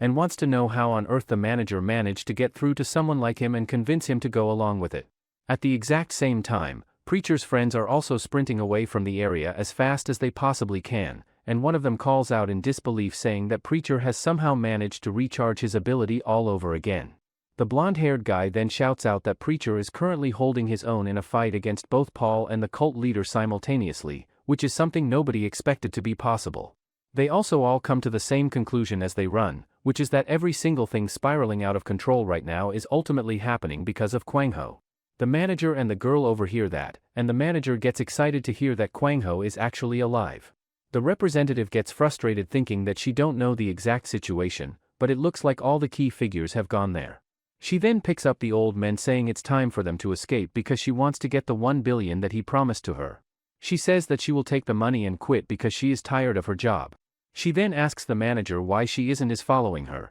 and says that if Kwang Ho is alive, nothing is holding them back anymore. The representative wants to protect the manager as part of her job until she quit. The representative then tells her that she is nothing but useless as she can't do anything except for running her mouth, so she should follow her. However, the manager starts walking saying she is going to Kwang Ho. She also says that just because she is useless, does not mean she have a reason to flee. The manager also reveals that he bribed Paul for money, and the old man gets excited to hear that. After that, the old geezer tells the prisoners that their faith is worth 100 million. The poisoners then wonders if they are going to give 100 million, and one of them says that he's the man who bought that black, so there is no doubt about it as he is an enormous tycoon. After that, the representative tells the manager that everyone is going to figure out on their own as she has done her part, and she is still an outsider. Meanwhile, Kwang Ho is fighting with the cult leader who says that he has gotten faster. Paul then asks Preacher that didn't he say with certainty that the cult leader doesn't block attacks and thinks that he foofed him.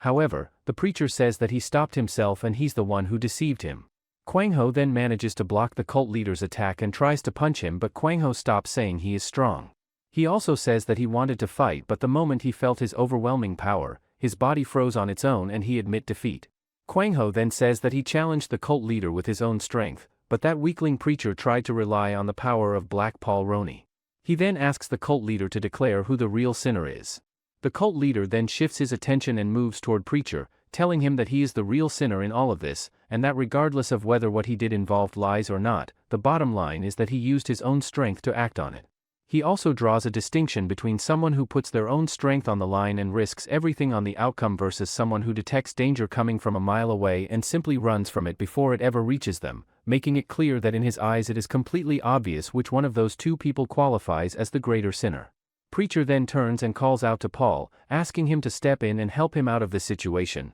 but Paul stands there and the realization slowly washes over him that Preacher really did betray him after all, and that his instincts about those eyes of his had been right from the very beginning. Paul then locks onto Kwang Ho and charges straight at him, making it clear that he is going to get his revenge no matter what it takes or how long it takes to get there. Kwang Ho stands in the middle of all of this and starts running the situation through his head, thinking that if he focuses on avoiding the cult leader then he is going to find himself going head to head with Paul Roney, but if he turns around and focuses on avoiding Paul then the cult leader is going to be the one coming at him instead. He keeps turning it over and comes to the same conclusion no matter which way he looks at it, which is that it is a whole lot easier and more manageable to throw down with someone he has already gone up against and has some experience reading compared to facing someone completely unknown before Paul can close the distance and get his hands on him. Kwang Ho throws out a fake move that buys him just enough time to slip away and put some space between them. Kwang Ho then comes back around and lands a hit directly on Paul's face, saying out loud that winning is the only thing that actually matters at the end of the day and asking why everything has to be done in some honorable and manly way like Paul seems to want. Kwang Ho then says that none of this is making any sense to him, and even if Paul genuinely misread the situation and thought he had been betrayed, he asks him whether he is seriously trying to kill someone over a misunderstanding like that. He also tells him that the betrayal angle sounds like nothing more than an excuse and that there has to be a completely different and more real reason sitting underneath all of this. Kwang Ho then pushes further and asks him straight up whether the DK League was the one who put him up to killing him, or whether this is something more personal stemming from how their last match went down between them. Paul then finally starts to open up about the real reason behind why he wanted Kwang Ho's body in the first place. Paul Roney then drops something on him that Kwang Ho was clearly not expecting, telling him that the person who actually wants him dead is none other than the girl who has been by his side this whole time, his own manager. Paul then drives him down hard into the ground and says that he had genuinely believed that the girl had already killed him, and that he knows how ridiculous that sounds now that he is saying it out loud, but that everything she said to him is starting to make sense in a way it did not before.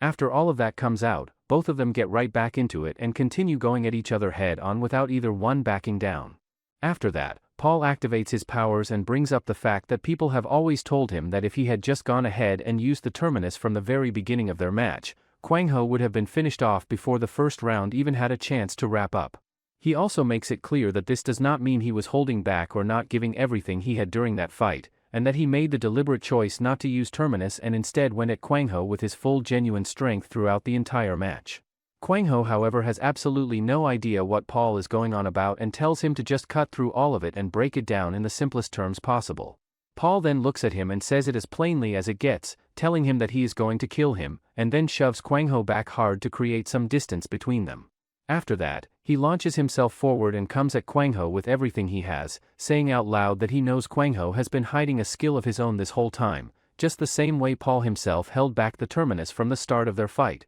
Kwang Ho reads the incoming punch and manages to deflect it in a completely unexpected way by using his feet to block it, and then immediately counters by firing a kick straight back at Paul in the same motion. He goes on to say that at first it was nothing more than a suspicion he was carrying around, but that looking at Kwang Ho right now up close and in action, he is more certain than ever that his strength, his reflexes, and pretty much everything else about him has noticeably improved since their match together. Kwang Ho then lands another hit on him and follows it up by locking his arm into place, but then tells him that what Paul is seeing is not improvement at all and that he has simply gotten back to where he normally is. He also explains to Paul that when the two of them fought in their match, he had only just come back from being away and his body was nowhere near fully warmed up or operating at the level it should have been, which means Paul was never actually seeing what Kwang Ho is truly capable of in the first place. Kwang Ho then tells him that he is going to knock him out completely right here and right now, and that Paul should save whatever delusions he is holding on to for his dreams because that is the only place they belong. He also tells Kwang Ho that there is no way he is breaking free from this hold through some weak technique like that, and that if he is seriously trying to knock him down he needs to stop wasting both of their time with moves like this and instead bring out the real skill that has grown into something with actual power behind it. Then completely out of nowhere, Paul loses all control over his senses and drops to the ground unconscious without any warning. After standing over him for a moment, Kwang Ho's mind immediately shifts forward and he thinks to himself that the biggest obstacle still standing between him and getting out of all of this is going to be the cult leader, who is already in the middle of dealing with Preacher on the other side of things. The scene then cuts over to the cult leader, who has already slammed Preacher hard into the ground and is standing over him, telling him that he is nothing but a disappointment and a failure and that the entire reason he granted him that power in the first place was so that when a crisis came knocking at his door he would be able to stand up and face it head on and find a way through it using nothing but his own strength. After that, the cult leader kills Preacher right there in front of his closest friends and the girl he had fallen in love with, not showing even a hint of hesitation or remorse in the process. One of his friends immediately loses control and throws a punch at the cult leader out of pure rage and grief, and another friend follows right behind with a kick aimed at him as well. The girl then activates her powers and pushes them as hard as she can, and what she discovers is that Preacher is somehow still alive, which means there is still a chance to save him if they act quickly enough. While the cult leader is in the middle of handling the two boys coming at him from both sides, he shifts his attention toward Kwang Ho and tells him that he genuinely did defeat Paul, and that the depth of faith he carries within him is operating on a completely different level compared to the former pastor who had been going around quietly nurturing and sheltering heretics within the group all along. The cult leader then takes both of the boys down without even breaking his stride and continues walking in a straight and steady line directly toward Kwang Ho as if nothing of any significance just happened. Kwang Ho, however, stops him before things go any further by throwing out a question, asking him whether beating him in a fight would actually earn him the position of cult leader, because looking at the way everything has been unfolding around him he is finding it genuinely hard to fully believe that is how the succession actually works here. The cult leader says absolutely nothing back in response, so Kwang Ho just shrugs and tells him that it is not like he is going to refuse to fight simply because the answer might turn out to be no. After that, the cult leader generates some kind of energy potion ball and tells Kwang Ho to take this as this is called faith. At that moment, the manager and the others also arrive in the area. The cult leader also tells Kwang Ho that the world calls it superpower. Kwang Ho says that this is the first time he is hearing of this and asks if he can give someone superpowers like this. The cult leader says that this is the nature of this power at the very roots, as those who didn't make any effort whatsoever acquire it one day out of nowhere. Kwang Ho explains that he don't believe something like this, but the cult leader finds it strange that he can't even sense the power. The cult leader tells him that he is getting stronger despite that he is not even an ability user, and it follows the same principle. Since Kwang Ho is not taking that pill, the cult leader thinks that there is no need to go so far to tell him if he don't know, as he can just forcefully turn him into an ability user. The manager then shouts at all the cult members to charge and stop their leader. However, the cult members are starting to panic after seeing that Paul has been defeated and they assume that the leader must have done that. However, the old man then takes off his jacket to bribe them with the gold bar that he brought with him. He announces that this is his emergency fund and that on top of that he has hundreds of billions of won worth of accumulated wealth sitting behind him. Before he even has a chance to finish and officially announce that he is putting up 10 billion for whoever brings him the cult leader's head, every single member in the room charges straight at the leader all at once without waiting for the words to fully land. The old man then turns to the manager with a satisfied look and tells her that now she can go ahead and pay him back that 10 billion with interest on top of it, but the manager takes one look at him and decides he is absolutely out of his mind before turning and taking off running without another word. She then sprints straight toward Kwang Ho and grabs his hand the moment she reaches him, telling him breathlessly that she is here to get him out and that he needs to use this moment to run while he still can. Kwang Ho, however, shakes his head and refuses to go anywhere with her, telling her that he has more important things he needs to take care of right here before he goes anywhere. He also makes it clear that running is not something he is going to do, and as he says that the superpower pill that the cult leader gave him earlier starts glowing right there in the palm of his hand, which immediately sends a wave of panic through the manager the moment she sees it lighting up like that. Meanwhile, somewhere out on the beach, a group of people finds themselves completely lost and disoriented, and it becomes clear pretty quickly that they all know Paul Roney in some capacity. One of them asks where exactly Paul went off to, and the person with pink hair responds by telling him that even if she explained it, he probably would not believe her anyway. She then goes ahead and tells him that right in the middle of them making their way to the island, Paul suddenly jumped straight off the boat and into the sea without any warning or explanation whatsoever. One of the other more wild-looking people in the group then turns to the guy and asks him whether he genuinely thinks Paul went ahead and decided to take on everyone out there completely by himself. The guy, however, looks like he is barely holding it together and responds by saying that considering the hypnosis ability has not been broken yet, he does not think that is actually what is going on here. The girl then says out loud that she really cannot wrap her head around why he jumped off like that and that it makes absolutely no sense to her no matter how she looks at it. The guy then straightens up and reminds everyone in the group not to lose sight of the fact that they are here representing the DK League and that carries weight and responsibility. He also brings up the fact that because of everything that has been happening recently, including the incident Kwang Ho caused and the execution incident, the general public has started questioning and doubting the real strength behind these abilities and even whether they genuinely exist at all. He then explains that before that doubt has any chance of spreading further and growing into something they cannot control, they made the calculated decision to tie Kwang Ho down to the lower league for the time being and keep him there. However, the girl thinks that this is not enough because he is an unpredictable guy, so there's a need to steer public opinion before it's too late. It turns out, currently this island has witnessed indiscriminate acts of terror caused by supernatural abilities and they used large-scale psychic abilities targeting 300 people.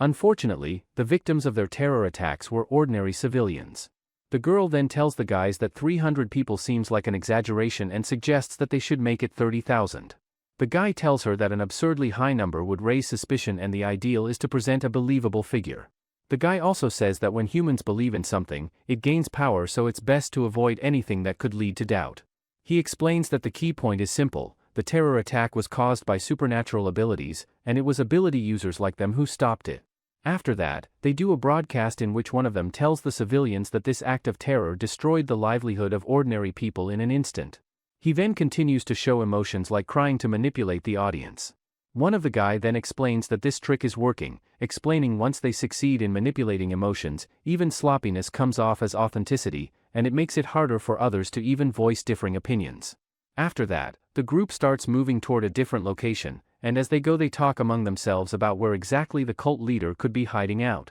The guy explains to everyone that the cult has been using their abilities to conceal their location deliberately, which makes tracking down the cult leader an incredibly difficult task when they are actively working to stay hidden like this. He then tells them that for the time being their best approach is to do things the old-fashioned way and try to narrow down the search visually by getting themselves up to higher ground where they can get a better view of everything spread out below them. Some time passes and the group eventually makes it to a hotel, and the same girl brings up a question that has been sitting in the back of her mind, asking what happens if Kwang Ho turns out to be somewhere in the area and ends up being the one to shut down this terror attack on his own. The guy thinks about that for a moment and then says that if that is what happens it is actually not a bad outcome at all, because it would give them the opportunity to show the public that Kwang Ho, the very person who had stirred up so much doubt and shaken people's belief in the existence of supernatural abilities, was the one who stepped up and put a stop to a real threat. He also adds, however, that even if Kwang Ho does have some motivation to get involved and stop them, there is still the separate problem that he has no way of figuring out who the actual mastermind pulling the strings behind the whole attack really is. Meanwhile, Kwang Ho stands there still holding onto the pill that the cult leader had handed him, and the manager feels a sharp spike of fear shoot through her as she anxiously wonders whether he is actually seriously considering taking it. In a completely unexpected turn of events, Kwang Ho suddenly shoves her down onto the ground and calmly points out that if he were to go ahead and become an ability user himself, she would no longer have anyone left to make use of and rely on. He then goes on to express how genuinely irritating and frustrating it is for him to keep getting misunderstood and painted as a traitor by everyone around him, and reasons out loud that if that is the way things are going to be regardless, he might as well just go ahead and actually betray everyone at this point and be done with it. Out of nowhere, the preacher's girl makes a sudden and swift move and snatches the pill clean out of Kwang Ho's hand, driven by the desperate thought racing through her mind that it is still not too late to turn things around, and that if the junior pastor can somehow manage to get his abilities restored, there might still be something meaningful she can do to change the outcome of everything. Before she is able to do anything further with it, however, the cult leader steps out and positions himself directly in front of her, reaching out and taking the pill firmly into his own possession.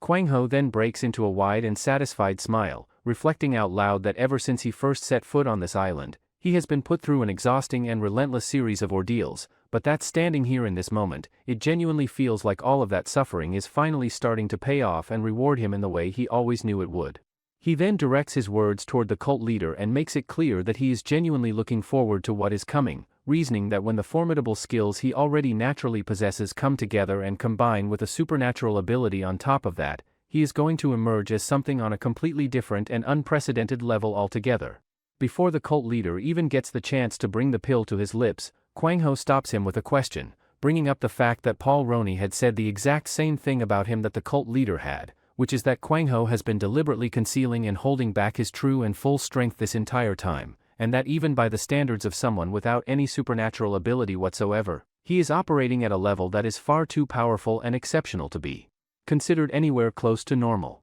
He also adds that there have simply been far too many things piling up recently that are impossible to overlook or conveniently dismiss without a second thought. The cult leader narrows things down by coldly firing back and questioning whether he has any real or compelling reason to bother answering his question at all. Without missing a beat, Kwang Ho responds by driving a sharp and forceful kick straight into the cult leader's face and wrenching the pill out of his possession, making it absolutely clear that he expects an answer. He then raises the stakes by threatening to crush the pill into nothing if the cult leader refuses to cooperate, but the cult leader refuses to be rattled and instead launches himself forward at Kwang Ho, managing to land an injury on him in the process. The cult leader then states plainly and without flinching that threats hold absolutely no power over him, and that if Kwang Ho genuinely has what it takes to defeat him, then and only then will he get his answer. Kwang Ho says that this was his plan from the start as he was just trying to get his act together. The manager then quickly hides behind one of the pillars thinking that Kwang Ho must have a plan and first, she need to piece together what Kwang Ho said to her earlier.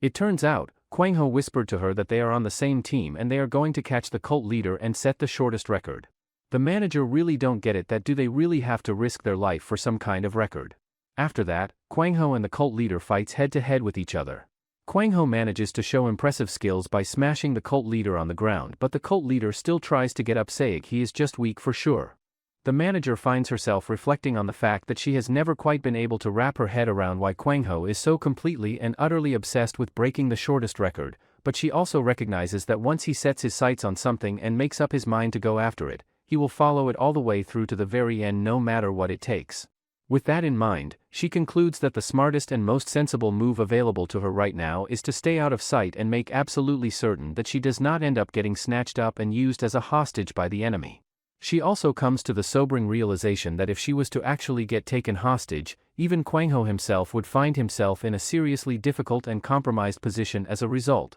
She then begins to piece things together and figures that the most likely reason why he had gone through the motions of pretending to threaten her earlier was because she holds real value as a potential hostage and he was quietly using that situation as an opportunity to study and analyze the capabilities of whoever might try to use her against him. The manager then turns her thoughts to Kwang Ho and works out that he had gone ahead and started his fight against the cult leader with the specific and deliberate goal of setting the shortest record possible, which means that successfully bringing the cult leader down would be the key to making that record a reality. She therefore concludes that the single most useful and meaningful contribution she can make at this moment is to carefully observe and break down the cult leader's abilities and feed that valuable information directly back to Kwang Ho. Shortly after, Kwang Ho and the cult leader launch into a fierce confrontation, and Kwang Ho wastes absolutely no time in getting the upper hand and beating him right from the very start of the exchange. He looks at the cult leader and coolly wonders out loud just how much longer he realistically expects to be able to keep fighting at that level before it all catches up with him.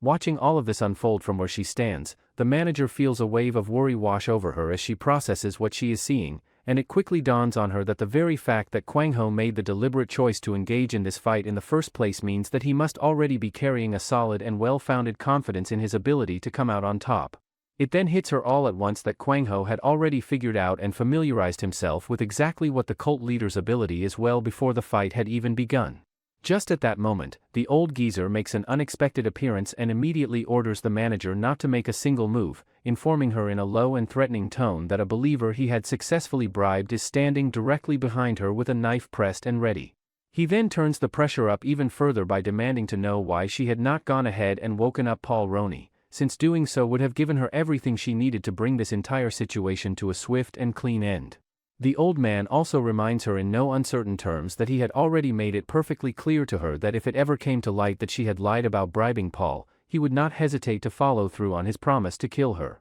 However, the guy holding the knife keeps thinking about the money he is going to get and how he can go back and live a normal life. He tells the manager not to resent him as he got into with this cult because his family was drowning in debt and he had no other choice. He also says that if he gets money things are going to change and he will get to see his little sister, and if he returns with 1 billion, his family will forgive him. Due to the impact on the pillar because of Kwang Ho, the guy pushes away. Kwang Ho manages to beat the cult leader so badly that entire environment changes to beach. The cult leader then shows him the view of the underwater, then saying this is the power he have. The cult leader then takes him to an octopus who completely traps Kwang Ho. In the meantime, the manager is running away from the guy while holding the power pill. She then thinks about how she is such a useless burden on everyone and how she don't have the ability to take responsibility. After that, a window into the manager's earliest and most deeply rooted memory is opened up, and it turns out to be a vivid image of a room lit up in red lightning alongside the heartbreaking sight of her father sitting there looking completely and utterly miserable. As it comes to light, her entire family had been thrown into a state of total collapse following the devastating failure of his business, and she had been absolutely terrified by everything that was unfolding around her. Fear had been the very first real and overwhelming emotion she had ever experienced in her life, as she found herself frozen and completely at a loss for what to do in the face of everything falling apart, and so she did the only thing that she possibly could in that moment, which was to push through no matter how consumed by fear she felt. From that defining day onward, she carried with her the deeply personal belief that as long as she continued doing what she could and pushing herself to try her hardest, everything would ultimately find its way to a better place. She holds firmly onto the conviction that no matter how crushing and unbearable things become, as long as she keeps doing what is within her power, she will find a way to push through and survive it. Not long after all of this, her father abandoned the family entirely and disappeared, and the house which had been put up as collateral against heavy bank loans was subsequently seized and auctioned off to cover the debt. The manager and her sibling came dangerously close to being torn apart from one another as they were placed into the foster care system, and on top of everything else, private creditors kept a watchful and relentless eye on them as they desperately searched for any trace of her father. The manager had carried a deep and burning resentment toward her father for so many years, unable to forgive him for so cowardly abandoning his entire family and running away from everything without looking back. But beyond that, she had also directed an equally heavy and suffocating resentment inward toward herself, unable to let go of the guilt she felt over her own inability to change anything or make any real difference in how things turned out. As time slowly went on, however, she gradually arrived at the realization that there had never been any grand or complicated reason behind it all, and that it had simply come down to her father's own incompetence and weakness that had brought her family crashing down to ruin, and that because she had been nothing more than a small and powerless child at the time, there had never truly been anything she could have done to alter the course of events no matter how hard she had tried. However, there is still one thing that the manager finds herself completely and genuinely unable to wrap her mind around, and that is how Kwang Ho manages to keep stepping into these fights and holding his own the way he does, without possessing any supernatural powers of his own and without even carrying the ability to read and analyze whatever powers his opponent might be bringing against him.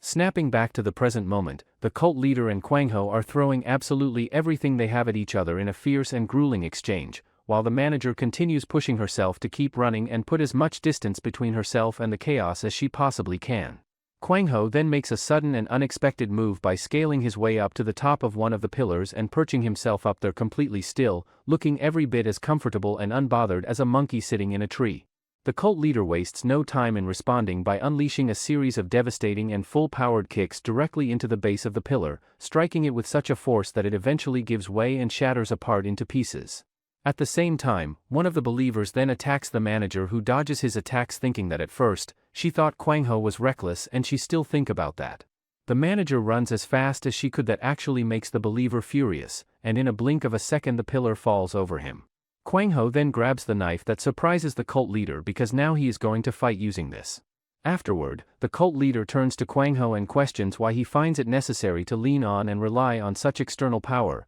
expressing that he had genuinely believed Kwang Ho was someone who placed his faith in nothing but his own raw and natural strength. Kwang Ho tells him plainly that this is his strength and always has been, and then turns the argument right back around on the cult leader by pointing out that he himself has been making full use of his own powers this entire time, and tells him to stop hiding behind excuses and just come at him already and get on with it. The cult leader shifts his tone and tells Kwang Ho that he wants to extend to him a genuine opportunity for redemption, insisting that it is still not too late for him to make the right choice. He urges Kwang Ho to put down whatever weapon he is holding and faces him the way a true fighter should, relying on nothing but his own bare strength and skill to carry him through. Kwang Ho, however, has other ideas entirely, and he craftily distracts the cult leader by pulling a series of strange and deliberately confusing hand gestures that successfully draw his attention away, using that precise moment of distraction to quietly and smoothly conceal something behind his hand without the cult leader noticing. He then thanks the cult leader in a composed and almost cheerful manner for so generously handing him this opportunity to redeem himself.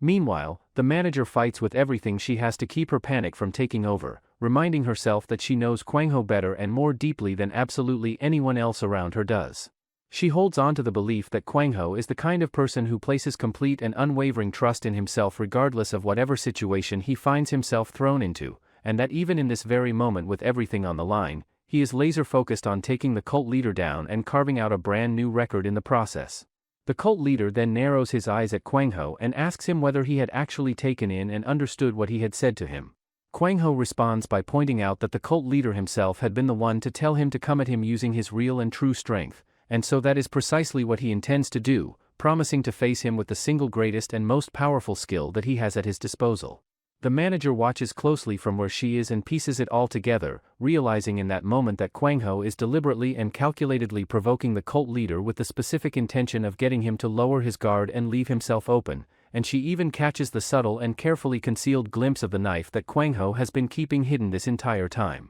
The moment the cult leader shifts and moves both of his arms simultaneously, Kwang Ho explodes forward in an instant and drives toward him with the knife aimed and ready, but the cult leader manages to read the move just in time and pulls himself out of the way to dodge it. Without allowing even a fraction of a second to go to waste, Kwang Ho immediately redirects and drives the knife toward the cult leader's neck, declaring this right here is where his victory lies. Before the knife could hit the cult leader's neck, he manages to break free and kicks him away. The leader then notices that he is actually bleeding. Kwang Ho is now on the ground admitting his defeat and tells the leader that he has one favor to ask, and that is he wants a power now. However, the cult leader knows that he is faking it, so he tries to kick, but Kwang Ho uses some karate moves to get back up and pushes the cult leader on the ground. The cult leader tells him that the reason he wanted to give him the power called ability was to grant him something. Kwang Ho thinks that this is all too complicated, so they should keep it simple and fight his way so whoever wins will be right. At the same time, the manager finds herself turning over the question of whether Kwang Ho actually went ahead and stabbed the cult leader with that blade, especially considering that Kwang Ho himself had said out loud that he was going to defeat the leader and set a record while doing it. The manager thinks to herself that there is clearly still something about his plan that she does not have the full picture on, but despite all the uncertainty she still finds herself wanting to put her trust in him and believe that he knows what he is doing. The cult leader then sends Kwang Ho flying to the other side of the room with a kick, and by this point Kwang Ho is bruised up badly enough that getting back into any kind of real fighting shape feels nearly impossible. Refusing to just lie there and take what is coming, he decides to resort to something far less dignified and starts playing what can only be described as a childish game with the cult leader, ducking behind a pillar and shuffling around from spot to keep the leader guessing, until he eventually manages to slip away entirely and tucks himself in beside where the manager was sitting. He then turns to her and tells her straight that there is simply no realistic way he can win against that man right now, and that she needs to get herself out of there as fast as she possibly can. When he looks over expecting to see the manager sitting there, however, the person next to him is not the manager at all but the billionaire old man from before, which catches Kwang Ho completely off guard. The old man turns to Kwang Ho and tells him that he will hand over 1 billion to him if he can manage to wake Paul up. Kwang Ho, however, does not look particularly convinced by any of that, and the old man acknowledges that since this is literally the first time the two of them have ever met, it would make complete sense for him not to trust him right off the bat. The old man then makes a completely unexpected move and takes off running straight toward the cult leader, dropping a pile of gold cash right there on the floor in front of him and getting down to beg for mercy while the money is still scattering around his feet. Kwang Ho takes advantage of the distraction and spots the manager sitting off to the other side of the room and tells her quietly but firmly to run. The two of them then get down low and start crawling their way toward the exit as carefully and quietly as they possibly can without drawing any attention. The manager moves alongside him and thinks to herself that she has a whole flood of questions she desperately wants to ask Kwang Ho right now, but that the smart thing to do in this moment is to keep her mouth shut and just follow his lead and get out first. Kwang Ho and the manager push through and manage to make it out of the room, and then work their way through the facility hallways with Kwang Ho asking her as they go whether she has any idea which direction the way out is in. When it becomes clear that there is simply no accessible exit anywhere nearby, Kwang Ho does not waste any more time thinking about it and smashes straight through one of the windows, and when they both look down they see nothing but ocean stretching out below them, and Kwang Ho turns to her and tells her plainly that this is the only way out they have got. At that moment, the manager confesses that from the beginning, she was planning to use him and that's the reason why she cancelled his permanent ban. She says that she thought he were someone who acted deliberately, and even if he weren't, she believed she could control him. However, she explains that she could never really get a proper handle on him because he was always moving in unpredictable and reckless ways that she could not anticipate, and she had started to feel like everything she was doing was wrong, so she kept trying to fix things, but nothing she tried ever seemed to actually work. She also says that looking back on all of it now with some distance, she can see that what was really driving everything was a deep fear of failing, and that fear pushed her into a constant state of worry, but the more she worried and tried to control the outcome, the closer she actually ended up getting to the very failure she was so desperate to avoid. He on the other hand was sitting in the exact same situation she was in, facing all the same pressures and uncertainties, and yet instead of worrying he just smiled through it like none of it could touch him. Over time, she came to the realization that he had developed feelings for her, and once she understood that she found herself wanting to be acknowledged by him in a way she had not wanted from anyone before. She also admits that when he kidnapped her and brought her out to this island against her will, there was a part of her deep down that was secretly relieved about it, which surprised even herself. The manager then shares that once they make it off this island, she is planning to step down and resign from her position as CEO and leave it all behind. The manager then reaches out and grabs the purple potion to use it, but Kwang Ho steps in and stops her, telling her that she does not need to worry about any of it as he already has a way to take care of both of their problems at the same time. How long do you think it will take for Kwang Ho to finally break every record and prove that a non-ability fighter can stand at the top? Comment ability if you'd like a part 2 of this series. Make sure to like and subscribe the channel for more sports manhwa recaps.